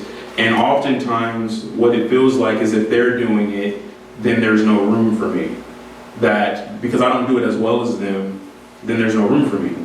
And I felt that same way too. And I want to tell you, yes. The simple answer to your question is yes. A sophomore in high school, bro, you got so much more time to go. And there's people that have started at 30, 40 and are doing things later. It's just, you know, maybe they put more time in or whatever like that. And they may not even be at the skill level that they did, but they're at a decent enough skill level to be able to get them to do the job, right? So like there's certain jobs where they're not gonna need you to do crazy stuff. Sometimes they're just gonna need you to play one note the whole time. Like there's been studio sessions I've been a part of where dudes, I promise you, and will leave with $500 for the 2 hours they were there. And they will play one note, and then the recording engineer will say, great, and they'll sample that. It's okay, now I need you to play me an A note straight through. You play, that's not an A, but then, and all they're doing is building sound libraries. And so like, there's like, it depends on what it is you want to do. If you're trying to do you said jazz video gaming, that's so fire. Isn't that cool? Huh? Isn't that cool? That's super cool. Yeah. That's super, and I'll tell you this, if you don't know already, you have the television industry, you have the music industry, and you have the video game industry. Out of all three of those, the video game industry for music is twice the amount of both of them combined. The video game industry right now is so insane, and so here's something else that I want you to know, just as just nugget on top of that, believing, and I think you can do it. You look up sync licensing. Mm-hmm. So if you learn how to, if you look at SYNC licensing, and then look up those libraries that work around those libraries, and then submit. And it could be whatever it is that you want to do, and everyone is using those, bro. Like everyone, most of the music you hear is probably coming from that. And if you want to go a step further, and this does depend on how much you want, how crazy you want to go. Look up the music supervisors on the games, and I'm just gonna give you all the knowledge, bro. That's what I'm here for. These people. Yeah, explain what a music supervisor does. Yeah. So so that's something else. Anyway, I'll just be in all stuff. So what a music supervisor does is essentially they are the ones who are supervising the music that's going into anything that they are over, whether that's a commercial, whether that is a show on VH1 or Food Network or whatever like that. A music supervisor says they look at the edit of whatever the showrunner sends them. A showrunner is essentially takes the full everything that they recorded and figure out how it tells a story in sequential order. And so they may have recorded, 7-8 hours of one episode that has to be 30 minutes. And so the showrunners, they'll make an initial edit, but the showrunner will say, well, we can't put this here, we can't put that there because X, Y, and Z. And then they want the story to tell. Then the music supervisor gets that part of it, and then they say, okay, well then for this part, if this is what the story is, we're gonna tell this story here, we're gonna tell this story here. And let's say if a show is 30 minutes, or let's say 28, I'm heavy into anime, so that's where I'm at. I'm at 24 minutes. Shout out One Piece. And I will, this whole lesson will go left. don't you play with me. How funny doing all them episodes, they still can't from that One Piece. Back to you. You know, from the Dragon Balls, like at least 10 different 100 times. Okay, so Y'all still can't find One Piece. Bro, the entire world is the. It's a good anime. right. You got 30-minute episode, and the songs that they use are literally like 15 seconds or whatever like that. Yeah. And so you have to cover a whole episode with 15 seconds of that clip. Mm-hmm. And so essentially, the way you think about a music layout has to change. But also, I'm trying to make sure, music supervisor. And so essentially what the music supervisor does is ask the question, does this music fit the theme of what we're doing? And so like, if you've watched any of these new breakup shows, what was this, Love Island or whatever like that, and it'd be like, the girl will say, well, I don't like you anymore. You are not a good person. And then you'll hear the music, I don't like you anymore, you're not a good person.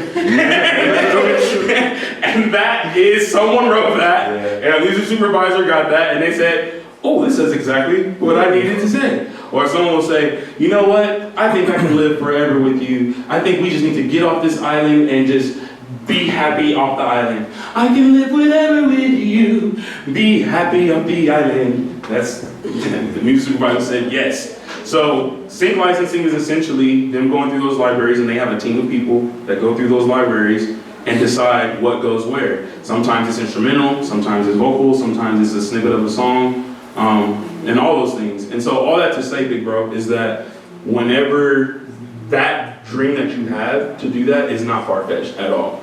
And because it's so unique that there's not going to be a bunch of competition in that lane. Even in doing the jazz thing, you know what I'm saying? A lot of people will take jazz so they can go do jazz.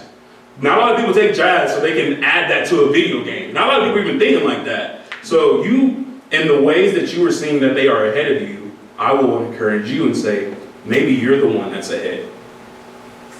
Just saying. And Alan, I kind of want to counter what you said there with like, what would be stopping you other than time from getting to where those people are? Mm-hmm. Like, there's nothing you're not stupid, and they're not, geniuses. Mm-hmm. So you just do what they do, mm-hmm. Because when I was in this, or I keep saying this, I was not the best, I was not whatever, but I was sitting next to a guy who was better than me. So there's a resource. Hey man, how are you playing it? Hey man, how are you getting that sound? It's just like, just do it. It's not just do it, but no, I mean, find a way that it will work for you, because whatever they did, that's how they did it. That's worked for them. Maybe they've been having private lessons since they were 3. Right. Right. At that point, that's. And if they had private lessons since they was 3 and you able to get it for free, go and get it for free. There's chords to this day that when I was your age, I'll never forget his name, Steve Lopez.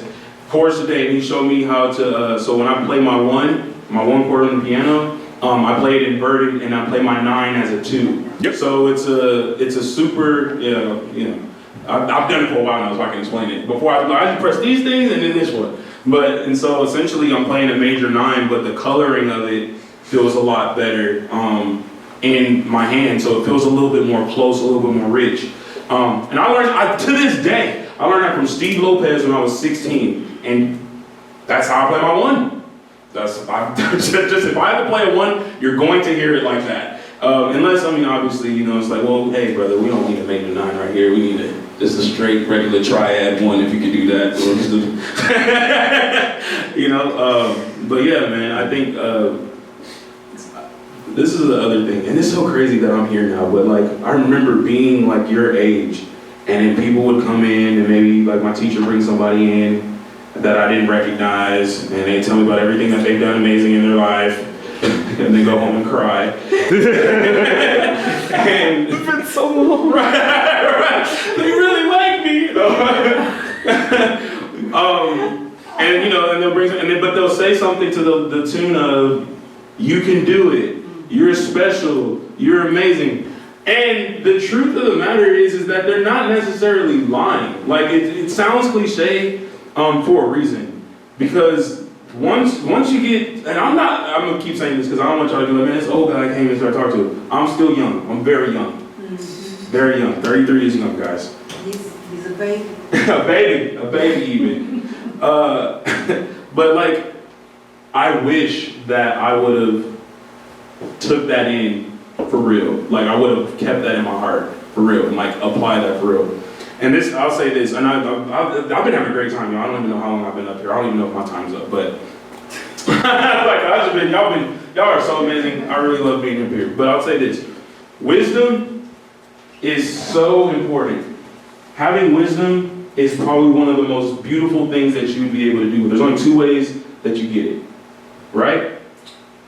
The first way you get wisdom is by going through it yourself. Having to hit your head, scrape your knee, burn your hand on the stove. Don't touch that pot. Don't touch that pot. Don't touch that pot. Touch the pot. Burn yourself. That's why I just said don't touch I'm it. gonna touch it again. Is it? Oh, it's my fault. I touched it wrong. Burn yourself. 2 burns. Don't touch that pot, right? That's the first way you get wisdom. The second way you get wisdom is by choosing to believe the experience of someone else. A lot of times when we're here, I'll tell you what my thought was when they bring people in. Well, that's you, that's not me. That's you. That's what you did. You struggled through that. Now I ain't gonna struggle. No evidence to prove otherwise. Struggling in every other aspect of my life, but not that. And and it's just like, and sure, maybe you won't. And that's why I said choosing to believe. And it doesn't mean that that's going to be your story, but that means that you have another option to weigh it up against. Wisdom is not necessarily making the decision, it's knowing that there is another decision.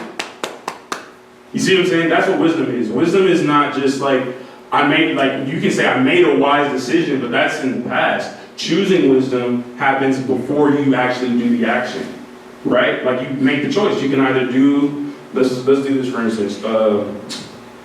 You got a test coming up this Thursday. This is so cliche, but it's all I can think about. You got a test coming up this Thursday, right? And it's on something that you don't really know that much about. You kind of got a little bit of knowledge, but you don't know. But you know you got to ace it in order to make it to whatever this amazing thing that's going to happen if you ace it.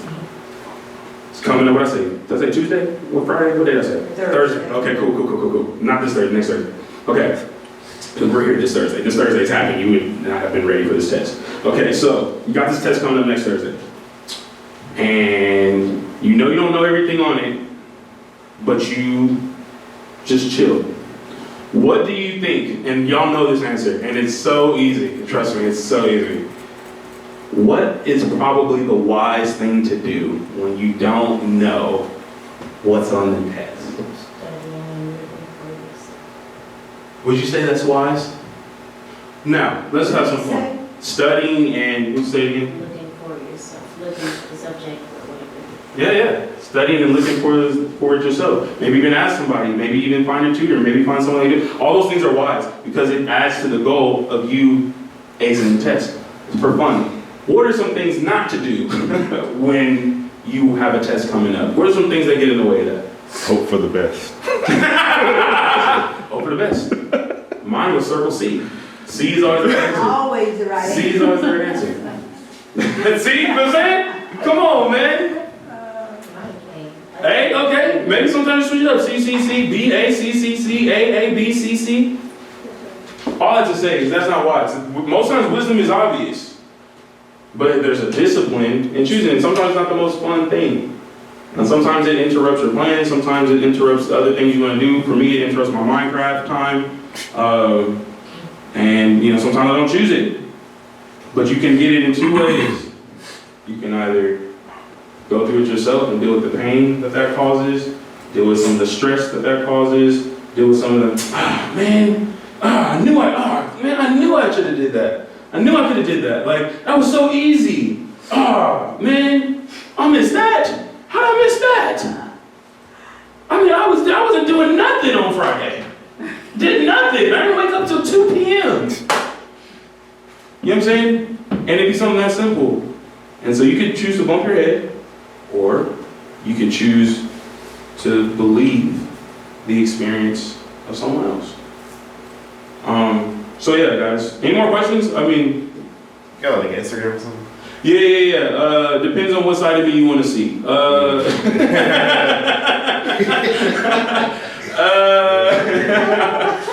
want to keep it professional, we go with the market, but yeah, no, it's at who is Areaux, AREAUX.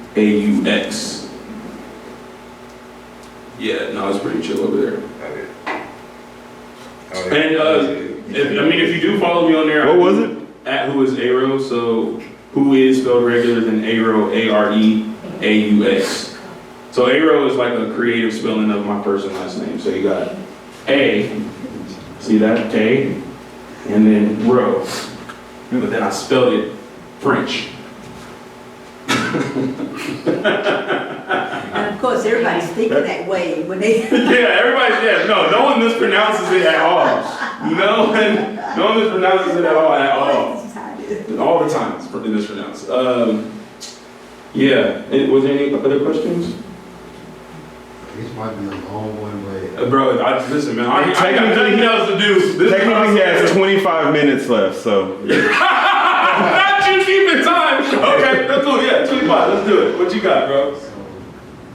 so after you put the beat together, you got all the parts, and it's time to mix. Like, what are like the steps to do it? That is a long one. So let's do this. Because follow whatever you need to do to get in touch with me, make sure you do that. Okay? But I'm gonna give you this right now.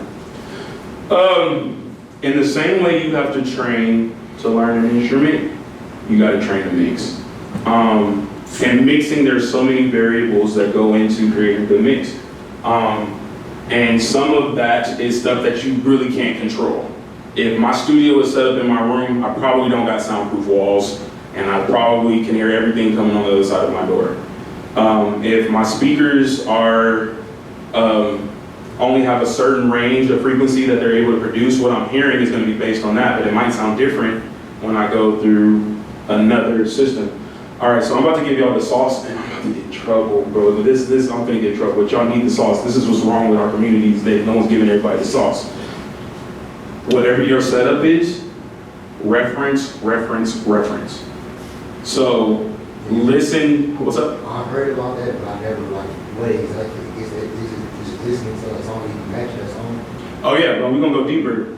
So, yeah, listen, y'all building the future, and I need y'all to remember me and be like, I didn't even know how to do this. And so what he's about to tell you is the exact same thing you need to do to figure out how to play your horns, how to get that tone, how to figure out these. So it's the same. You're not wrong. To figure out case law, to determine precedent when you're researching these, it's all the same process. You're not wrong. The whole concept. And so referencing essentially is you're taking a song that maybe is similar to what you want to create, or similar to what you're mixing, or maybe has some of the similar elements that you want in your song. But the reason you're taking another song is because it's a mastered song. The song has already been through the mixing and mastering process. It's already finalized. and then you're going to hear what a finalized song sounds like on your system. So you're not going to be depending on your ear in your room and all that other stuff to determine whether or not the mix is good, because it may sound one way in your room, but it'll sound different, you know, in your car or through your AirPods or whatever you're listening to it on. It's really good. Y'all gonna need to know this. I'm gonna tell you.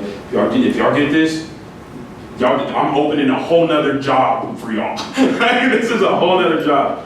Because there's some people that just do this their whole life, nothing else. So when you reference, you're able to hear what it sounds like on your system, or maybe like what it would sound like on your horn. When you take a mastered song and play it on your system, you are not only learning your room and how your room sounds, but you're learning the key elements to what makes that song sound like what it sounds like. And so if I play a mastered song through some MX audio or some M Audio BX8s or whatever like that, that mastered song is going to sound that way on there. And I want my song to sound as close to that master song. And I mean, there's some room for fluctuation and stuff like that. And when you get on some better speakers, you'll hear all the other little things. But like for now, that's where you're starting with. So what is your setup? Let me ask that question. I have a laptop and some Bose headphones. Bose? At least you got some good headphones. At least you I try. got JBLs. You got JBLs? Yeah. Are those? Okay. Yeah, they got right, yeah. Yeah. Are those Audio Technicas? Yeah, the whatever, the flat ones. Yeah. So that's he makes a great point. Having flat headphones are really good. The thing about mixing on headphones that can be, I mean, the other thing that I do is that my brain runs way faster than my mouth, and so I'm like already on the other side. They're used to that. So if I stop in the middle of saying something, just say I didn't get all that, because my brain is going a million seconds. So the thing about mixing on headphones is that sometimes it's not true to space, right? Now, what I was going to say after I got that whole sentence out was they have plugins that allow you to replicate spaces, so that way your headphones, whatever it does with the bits inside your computer and how it's talking to it, what it does is it creates a replica of a space inside and sends your music through the replica. So the way you hear it in your headphones feels more like if you're sitting in the studio. I swear, sometimes, because I make like demos on BandLab, Come on, BandLab, and I put the headphones on, and I start mixing after I'm done doing my band vocals down. Then I take the headphones off, and it sounds so weird, like it sounds horrible. Yeah, and that's because you have your depth of field matters. So when the sound is here, you hear everything way clearly. But if the sound is where you are, before it hits me, it's hitting all kinds of other things, which is why having acoustic treatment is important, because you're deadening the space of any interruption from the sonic waves. So, sound essentially moves the air in a certain way in order before it hits your head. So like if you ever seen a jet go over you, like super crazy, in California you see them all the time, they go super crazy. Oh yeah, he's got the whole diagram. Yeah. So whenever you you're good. Whenever the sonic jets would go over us in California, we would see it go first, and then we heard what's called a sonic boom. It would go boom, right? Because it broke the sound barrier, meaning that it was traveling faster than the speed of sound. Yep. And so sound essentially, all what you're hearing right now are these cones inside these speakers pushing the air and reverberating in a way that is sending a signal. And so whenever you're turning that up, all you're doing is making it move further. That's why you can bust the speaker, because it only has so much range. So if I took this off, you can see the springs around this, the dust cap. And so it gives you this much leeway. The other thing that you'll see is it's not a sub. Okay, so it'll be on the sub. Yeah. On the sub, it'll have an airflow on the back. So if you ever stand behind the sub, you'll see all the air being pushed out of it because of how far it's going forward. It's bringing all the air in forward and then pushing it out backwards to give you that lower tone. So that is the very technical description of what I'm talking about.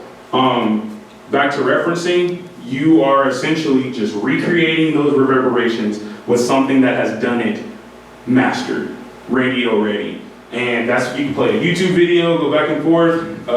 What are you mixing it? Sometimes I use Reason, sometimes I use Evernote. You a Reason user? Oh man, I'm sorry. No, I'm sorry that I dissed it, because one of my boys is like one of the best producers I've ever met, and he uses Reason. And I just don't get it, and so because I don't get it, I'm jealous. So there you go. Because it was recommended, because it's like $1 from like when you first get it, so I kept just getting it on different cards. Wow. Oh wow. Well, the thing about Reason too is that, you know, you get to replicate studio gear. So like, you know, has like the racks on there, and then you move like the cables, and it does like a little animation and stuff. You get to replicate a signal chain. So it's really good for teaching you how to do signal chain. Anyway, on your 2 bus, essentially that's your stereo bus, your out, so you have your stereo bus and your master. On your 2 bus, I would recommend, do you use plugins at all? It's Reason, so you have to use it. That's, I mean, you're right, but yeah. That's like side chain and all that. So plugins are essentially like EQs or compressor. Tell you what, Yeah, basically. Hey, I can tell you right, when you open up a project, you're in 13 or 12. If you're in 13, go up to the master section. The master section inserts, unbypass it. They actually have a mastering preset in there. Oh, it's just wow. all bypass. really? Yeah. Yeah. And so it has your EQ, your compressor, and your limiter just like ready to go. So, and I'll extend this invitation. So, our office downtown, that's where me and Miss Hardy know each other. And she's, if you want to talk to someone, maybe you got to know her. But our office downtown, and in my office, I built my office out like a studio. And so, I mean, it's pretty okay for what I can do in that space. And I love it, and I have all my setup there and everything like that. I will extend that invitation to only y'all 5, so don't bring your friends. I know y'all, I don't know them. I don't know them. But if you got my IG or whatever, just hit me on there, let me know when you want to come by and check it out. And I will tell you everything that I know, so that way you can go be the best you can be. That's for everybody. Anybody else got any questions? Who is Areaux? That's WHOAREAUX.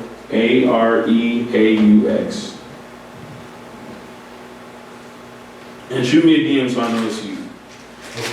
You said who is Areaux? Or is it just who Areaux? Who is Areaux? So it's an IS and then. I didn't say IS. I didn't hear it. I'm sorry. But then I'm slow, I don't know. No, I mean, I'd be just, like I told you, my mouth was running a mile a minute. I'm already on the next 3 points. And those are my favorite. The sour cream and cheddar, those are the best. All right. Anything else? This kind of goes back to like earlier about like, referencing and stuff. But I was like wondering how you get like a stereo sound. Cause I kind of got the mono sound. Okay. But I'm trying to like expand it out so it's like going like, you can really feel like the bass. Cause like right now it's just kind of like feels like it's in the front. And you can hear everything like it's fine, but like you don't feel it. It's not like in the bottom of it. It's like I told y'all if y'all get into this, I'm gonna have way too much fun. Yeah. Okay, so you want to get a stereo sound from your sub or your bass? Yeah. Okay. I need some clarifying questions. Like, What is your setup currently? so my setup is like, I got Lenovo ThinkPad, but it actually has like, what's it called? 16 gigabytes of RAM and Okay. like 1 terabyte of storage. So then I got FL on there, and Okay. I have my JBLs. Okay. And so you want to get this, okay. So, for your stereo sound, I would say I don't necessarily recommend it for bass, because bass is omnidirectional, meaning that it's going to fill up whatever it fills up. And you want it to do that. You want it to fill up that low end everywhere else around. And then for whatever you're using as far as your sounds, you want to make sure that there's not phasing. And so if you add bass in there, so what phasing essentially does is you have 2 of the same waves coming from different directions, and then they cancel each other out. So then, just because the air, just the way the air is moving around it. And so the air is moving around it, and they're like, hey guys. And then, I mean, if you in the dog, you're like, all right, we're coming out like a sub. And it's like, we ready to hit a big boom, and then you come out, and then it's like, yeah, it just counts like where to go. But that's how stem splitting works. Essentially, they're just resending the opposite phase of that song to phase out the parts that they don't want. So like if you like, that's a whole other thing. So let me answer your question. Let me answer your question. I wouldn't recommend doing the sub mono if you're using a sub. Now, if you're doing a synth bass, you just need some type of spreader. And so if you're using a synth bass, sometimes like synth bass can be a little bit more wide. It doesn't necessarily need to be mono because it has different oscillators that are moving on the side of it, so they're like dual. So like there's two sounds where you have a little bit more information to do with it. So there's a free plugin called Wider, and essentially it go from 0% to 200%. And it essentially just expands that mono signal to put it out different in the mix. I still wouldn't do a bunch, maybe, but still kind of like support it. Also think of, just like you would think of a song in elements, your bass has elements. You have your body, but you also have your attack. One of the things I like to do is I'll stereo split the top end. I'll do like a low pass, split the top, so like your attack is everywhere, and it's tricking the ear into thinking the entire bass is everywhere. I mean, and that's actually a really good way. And the other part he's talking about is the harmonics. So like whenever the part that people look over on the bass when they hear bass is they just want to hear that low thump, go, right? If you listen to your iPhone, that is nowhere to be found. And so having your harmonics on your bass up, so putting like what's it called? Saturation. Having saturation in the higher frequencies so it sticks out, and I would listen to it without low end. So I'd put like remember the name again, I'm sorry. Torian. Torian was saying is that if you put the high pass on it, so that way it's cutting out some of that low, especially if you don't have like a subwoofer, you'll be able, if you can still get a good presence of that bass being there without that super low thump, you're getting a very good reference to what it's gonna sound like. Because things that are made to thump, it's gonna thump. They gonna thump. But things that are not made to thump will not thump unless you make them thump. And that's the way to think about it. Did you go to school for any mixing? No. Okay. I wish I could tell you that I did. Let me say this. I went to if you're not going to go, I mean, this is probably, I'm gonna close this because I've been using this in the last 30 minutes. This is my philosophy.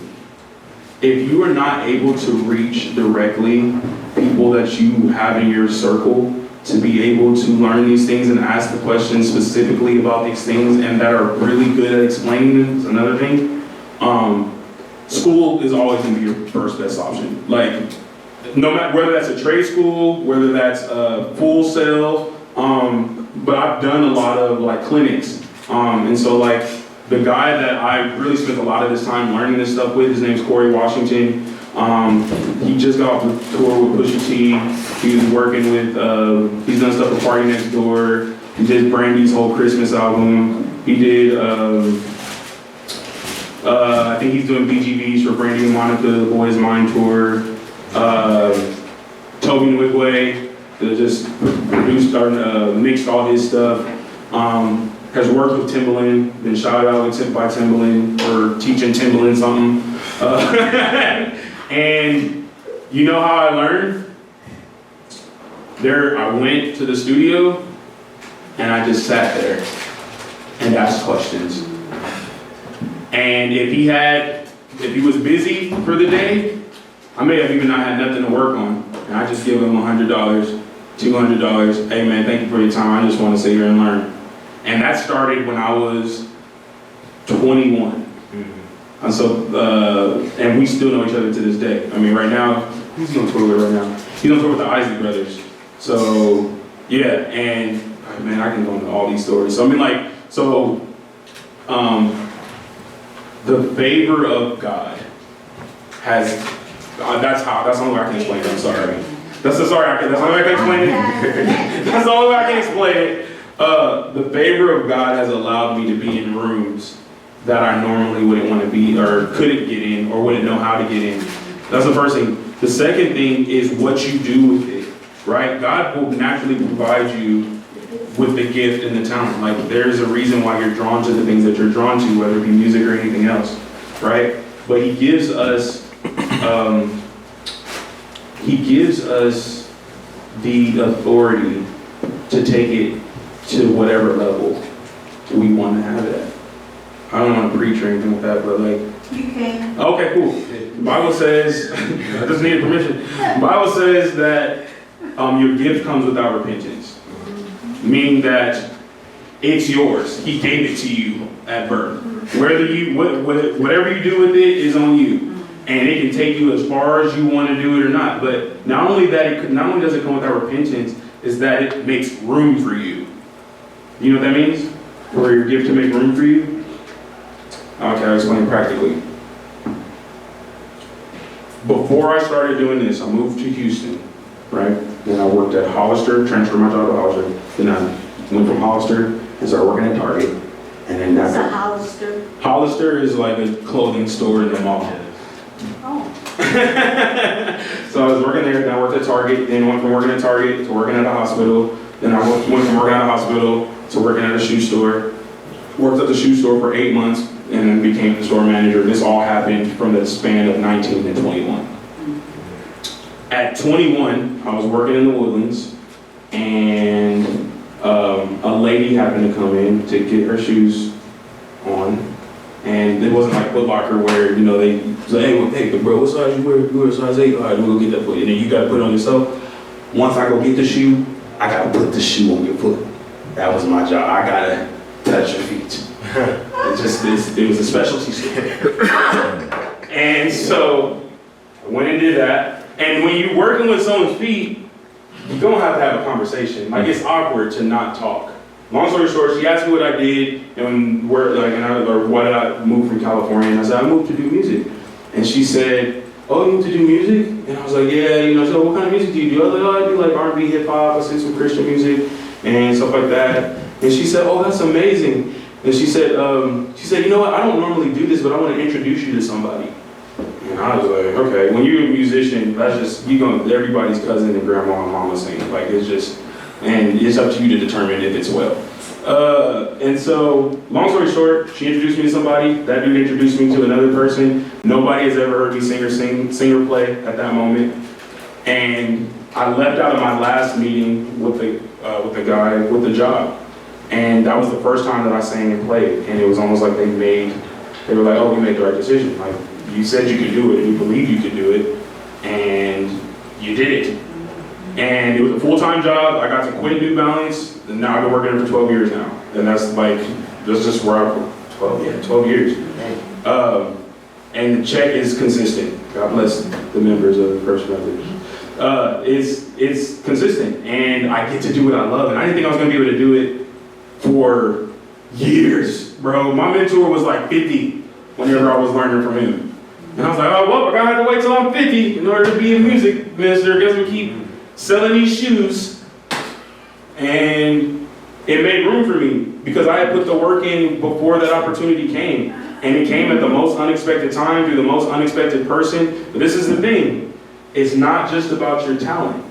It's not about how well you sing or how amazing you can act. Sad, go. You said you go act? I mean sad. What's the sad face? Oh.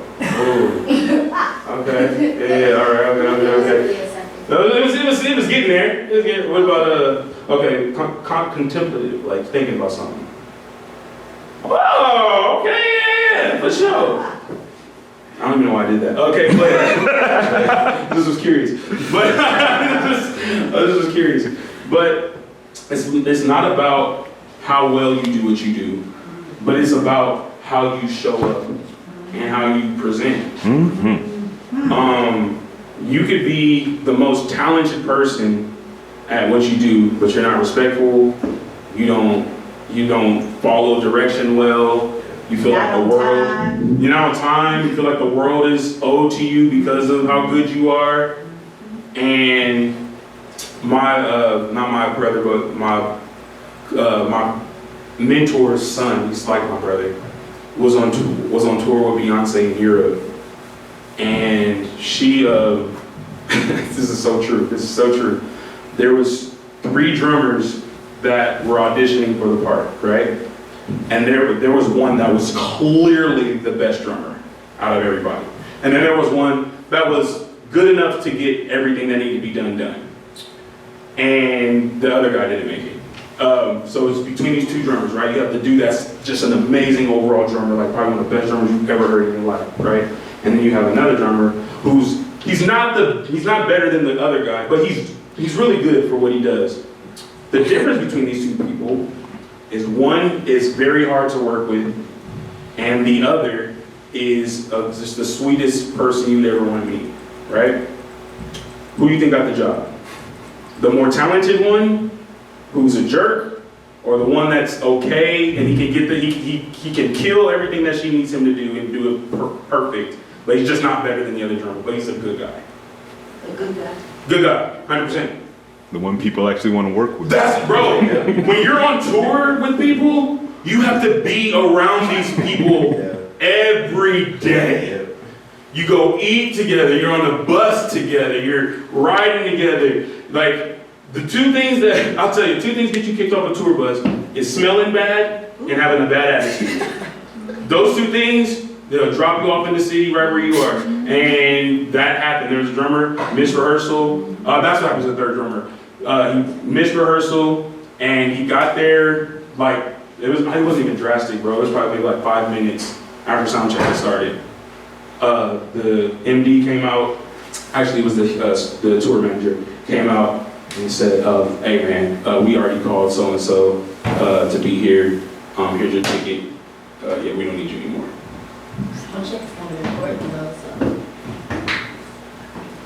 You ain't wrong. You in the right place. So all that to say is that it's not just about how talented you are, it's about how you show up in each of those spaces and everything you do. I don't remember what that question I was answering, but I feel like that's something I need to tell y'all. Any other questions, guys? I smell food, so I wouldn't have no questions. I have Yes, a ma'am. statement. First of all, thank you for coming. Yes, Really ma'am. appreciate it. And it's amazing how things happen. Oh, shit. It's amazing how things happen. And when we were putting the program together for this whole 2 weeks, I was just calling people and saying, would you do this, would you do that? Because this is our first time in 3 years. Really? This is our first time. We had a 3-year absence. Last time was 2022. Okay. And so now we're starting back. And I'm thankful because everybody I called is, oh yeah, I'd be honored to do this. And each and every one of you, from the very beginning to now, have come in with enthusiasm, even though we don't have a house full of students. Oh, And it was such a blessing to see. I did not anticipate you being the last one, last speaker, but you were, and it was perfect because you closed out as it needed to be closed out. Awesome. And like I said, I'm just putting people down. But the thing is that everybody pretty much had a common theme. And I wanted to say to you guys that one day you're going to look up and you're going to, not look up, but you're going to realize what you had here. Because we've had professional people, people who have performed. One guy showed up, I didn't even know he was coming, but he was a producer, director, playwright, and all of that. The person came in with Chris Knight. Oh, wow. And then you had Claude Robinson on orchestration and video gaming and all of that. Then you had KTSU with Lil Wayne. Jay Xavier. Yeah, Not Gene Lil. Moore. No, Gene Moore and Jay Z. Like, Wayne was here? Nah. Not Weezy. What's his name? I think he I'm would've sorry. It's G Moore and Oh, G Reverend Moore. G. Moore and Jay Xavier. Jay I'm Xavier, sorry, yeah. Xavier. Xavier, yeah. So you've had a tremendous amount of opportunities to hear from professionals. And I pray that at some point, and I know you will, realize what you've had here in this organization. I think it was divine intervention that you came last in. Wow. And like my son came over and said, his piano teacher was Cliff Duncan. Cliff has played with us, and he has Wow. done some of our workshops in the past. Matter of fact, the last time he was here, it was he and Archie Bell Oh, and Ezra Charles. yeah, Charles yeah, Richard, yeah. and Dr. Tucker out. I mean, so we've just really been blessed with the professionals. And what you're saying is right on point, because I know that this is our 25th year and it's after 3-year abstinence, but if we had not been blessed by the Lord, we would not have been here. We didn't suppose to be here this long. Wow. And we definitely were supposed to have the accomplishments and the accolades that we've had. Yeah. And I'm looking at like the students that's been here. I'm proud of this baby, this young man here.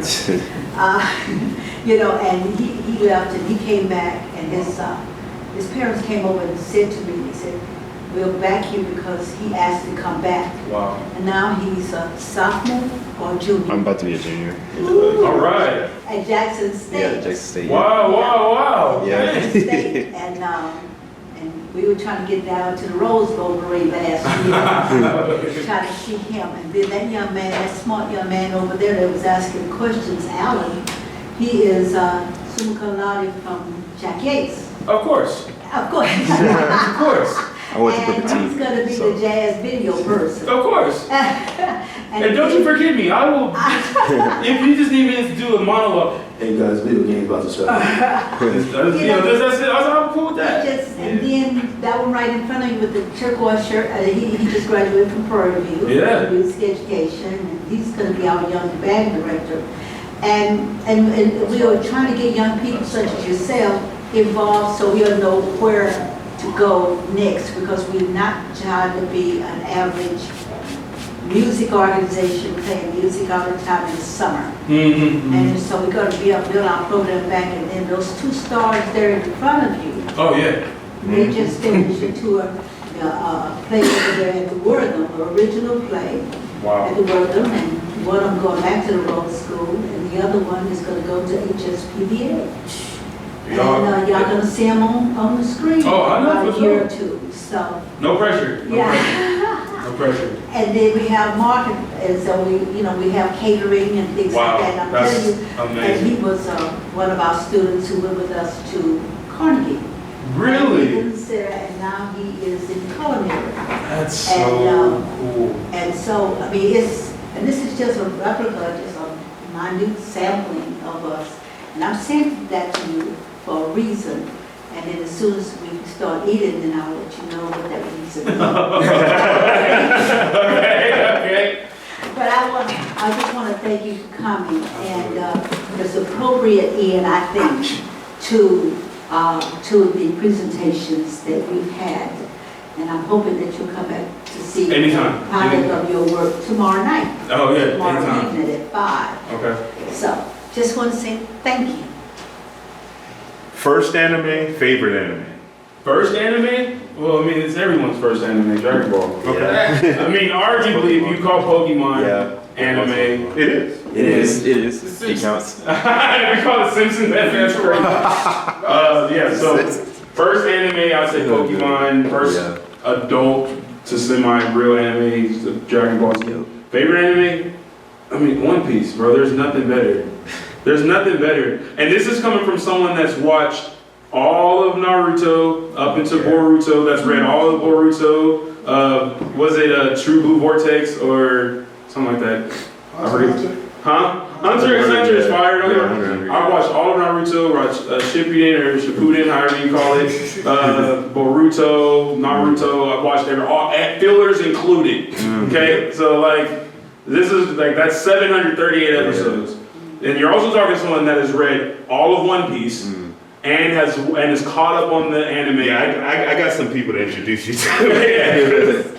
And here's the kicker: you can't watch all of One Piece and not watch it subbed. So you know what I'm saying? Like, so I mean, I like dub. Don't get me wrong. I think dub is fire. But you also gotta want to watch the whole. If you want to watch the whole thing, you ain't gonna be able to watch it in dub. So One Piece to me is goated. Now honorable mentions. Solo Leveling, Yeah. Dragon Ball, obviously, because that's just the GOAT. I tried to get into Bleach, it's too slow for me. I made it like half. You just have to. Just slog it through. It's man, it's just hard. I'm tired of them not getting. I mean, just like Luffy is One Piece is at least like it has like little funny stuff in there. And I'll tell you, the only thing that was harder to watch than Bleach was Cowboy Bebop. Where I mean, I get it, I understand, but bro, it's just before my era, like just before. And so Yeah, I'm 40, so like it's just before. I can't even make Outlaw Star references anymore.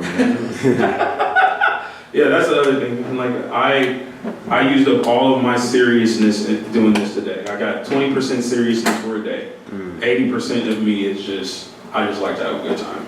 I like to I'm laugh. just glad that this is on tape because it's fascinating to see musicians and people of common threads to interact together. I was sitting here looking at you and you and Charlie, well he said Torian, but you and Charlie, and I was looking at this smile, this one and this one here. Very seldom do you see a smile. Oh, yeah. So when you see I get it. Well, Jeremiah is more liberal with his smile than they really, they kind of say, I'm really happy. I get it. But everybody was opening up to you, Anthony. And Oh, like I man. said, you and Charlie, of course, have a background, because Charlie used to be with Alan Howe and down there. That brother the code. Yeah. I met. Well, Alan and what's his son name? Keith. Keith. Yeah, well, so you know how. When you got someone drawing diagrams on the thing about what you're talking and can just. I'm not talking about no regular basic stuff. Let me tell you this right now. I like the stuff that I just gave y'all today, whether you remember it or not. That's why I told you to have my information because I will be readily available. Yeah, business card. I don't have a business card. I do. I mean, yeah. I mean, no, I don't. I mean, but you took my Instagram down. I'm really just digital. That's the only thing. I don't like carrying around stuff. On Instagram, I have my link tree up there, and it has everything on that. And it's just like what you just said, once you get into some sort of specificity on something, it's not that hard to see how that links to whatever else. Because 100%. once you're dealing with sound in one aspect, you as a sax player need to know how your horn vibrates. Like you need to know how a specific lacquer will affect your sound. But that horn is a resonance tube. It is literally just vibrating and pushing air out of the bell, and the bell vibrates, and goes in a different direction. That's literally what these speakers are doing. Yep. It's all the same stuff. You're just getting to it differently. Yeah. I mean, and I think the last thing I'd say is ear before gear for all y'all. Yes, sir. Ear before gear. Because what a lot of people on YouTube is going to tell you is that you need to buy this, you need to buy that, you need to make sure this. And it's a never-ending rabbit hole of money that you don't have to put towards something you don't know how to work. And that's gear or gear instruments. Let me tell you, Cliff Duncan, my mentor. Let me pay a little homage so it's on camera just in case he needs to see this one day. My mentor. Oh, I got you. Yeah. My mentor, Cliff Duncan. This was the most unconventional way of learning how to do things that I ever heard, but it was the fastest track to getting good, quick. This brother, for me, because there's a certain thickness of skin that working with him gave me that I don't think I would have had otherwise. I was learning how to sing. He was teaching me how to sing. I didn't know what harmonies were. I didn't know how to play piano, so I didn't know what none of that was. And so he essentially was breaking down what harmonies are for me, and I got pretty decent at doing the harmonies. Now, on tape, I'm gonna say this. If being good around Cliff Duncan is a double-edged sword. Because once you know it, which I'm sure you understand, once you know it, you're not allowed to forget it. And if you forget it, he gonna let everyone know you forgot. And so one time, I'll tell you, this is a true story, I promise you. One time, I'm singing at church, I'm probably 17, maybe 18. You know, I'm just in my bag, you know, I gotta hold the tenor part down. And we're singing, church full, 300 people, easy. Pops, that's what I call him, his name Cliff, but Pops was on keys. And he's singing and everything like that. And we get into the song, and we're singing unison at first, and then we get to this part where we got split. Guess who was singing the wrong tenor note? Guess who knew I was singing the wrong tenor note? The whole church. You know why they knew? This is what he did. He's playing. All right, guys, we're gonna start this song over so Anthony can get the tenor note. Can you imagine being on stage, everybody looking at you, I'll never let him live that down. That's one way. The other thing in his rule is if he shows you it 3 times, you should have it. If I show you it 3 times, there's no reason you could have it, or you shouldn't have it. And the way he was just so kind about how he would say it though, right? Because the way he would correct me would be, like, come on, man, you a genius, bro. You were phenomenal. You were the best that could do it. Like, this shouldn't be hard for you. This is 3 chords. I was like, I already showed you 3 times. Come on, man, you're way smarter than that. So not only is he telling me that I'm messing up, but he's also reminding me that I have the ability to do it. And to this day, I still do not play around Cliff Duncan. Moral of the story is, to this day, I do not play. I mean, that man was probably the most encouraging person I had in my life then, and that just says something about having a mentor in your life and someone that is not for what you're for or against what you're against, but they're for you.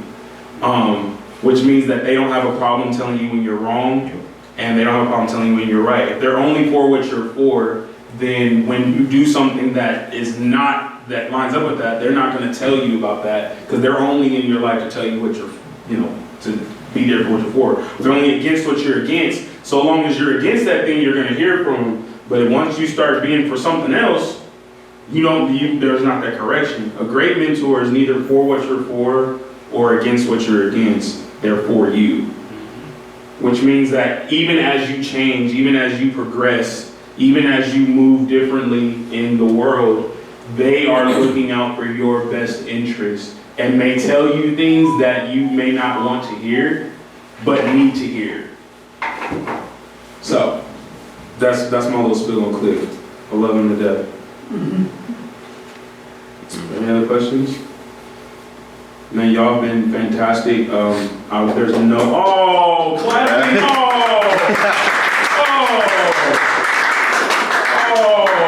Man! I didn't have a favorite before I walked in here. No, man, you guys have been phenomenal. There's no other way I would rather spend my Thursday morning than drinking Starbucks coffee and talking to the future. And if anything, listen, y'all, I'm still a student. All I'm doing is telling you what I've learned this far. And this is how far I got without the knowledge that I just gave you.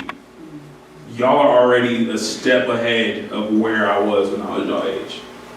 You know what I'm saying? Y'all are already asking. The fact that you knew it was called a doll, bruh, is insane. I didn't know what that was. So what doll you in?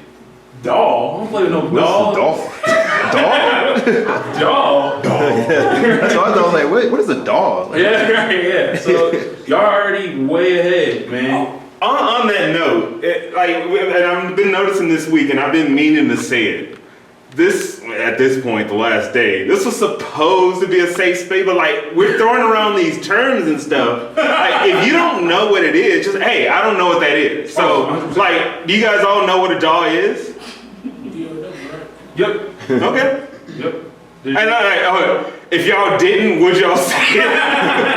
Yeah. Oh, we're talking about producing and mixing and mastering, right? Mm-hmm. Yeah. I mean, well, and if you really get into it, it's even like that's the limit in what we use it as musicians. Oh yeah. But like you start getting into time code and all that other stuff, like you can use a DAW to control the lights. Yep. Like you send a signal through a DMX cable to some type of Literally anything. yeah, 100%. Fog machine. Yeah, lights. and you can put it on a timeline, and it'll trigger everything. So like maybe if I was super ambitious and trying to make y'all go, this is insane, I would have set up a whole little setup, and these lights start flickering, and I'd be like, and then this is scary music, and music cue, it'd be crazy. To take it even a step further, they're using Unreal Studio for lighting visualization Yeah, now. yeah. So you're using a video game Yeah. production software Yeah. to previs and actually control the lights in a live setup. And you know what happened? Because somebody wondered if they could do it. Yeah. Somebody had the thought and asked, I wonder if I could do this. So when you're like, I wonder if I could do jazz music in a video game. And now it becomes a standard. And then I'm gonna be surprised. Let me tell you, don't let jazz music and video games become the norm. I'm gonna be like, I know the originator. I know who got that thing started. Yeah, but It's definitely possible. y'all gonna succeed in wherever you put your mind to. I believe in y'all, but that don't matter. Y'all gotta believe this, sorry. Yep. Doesn't matter. No matter what nobody tell you, no matter who encourage you, who don't matter. Just do it anyway. If you love it and that's what you want to do, it don't even gotta be music, whatever that thing is, do it. So the moral of this story is my grandmama told me that music should be my plan B. And every time I go on the phone with her now, she's like, I was just so wrong. I was just so wrong. I just stepped my mouth. I don't even say nothing to you. So yeah, man, I love you guys. Thank you again. I appreciate it. Sir. Right.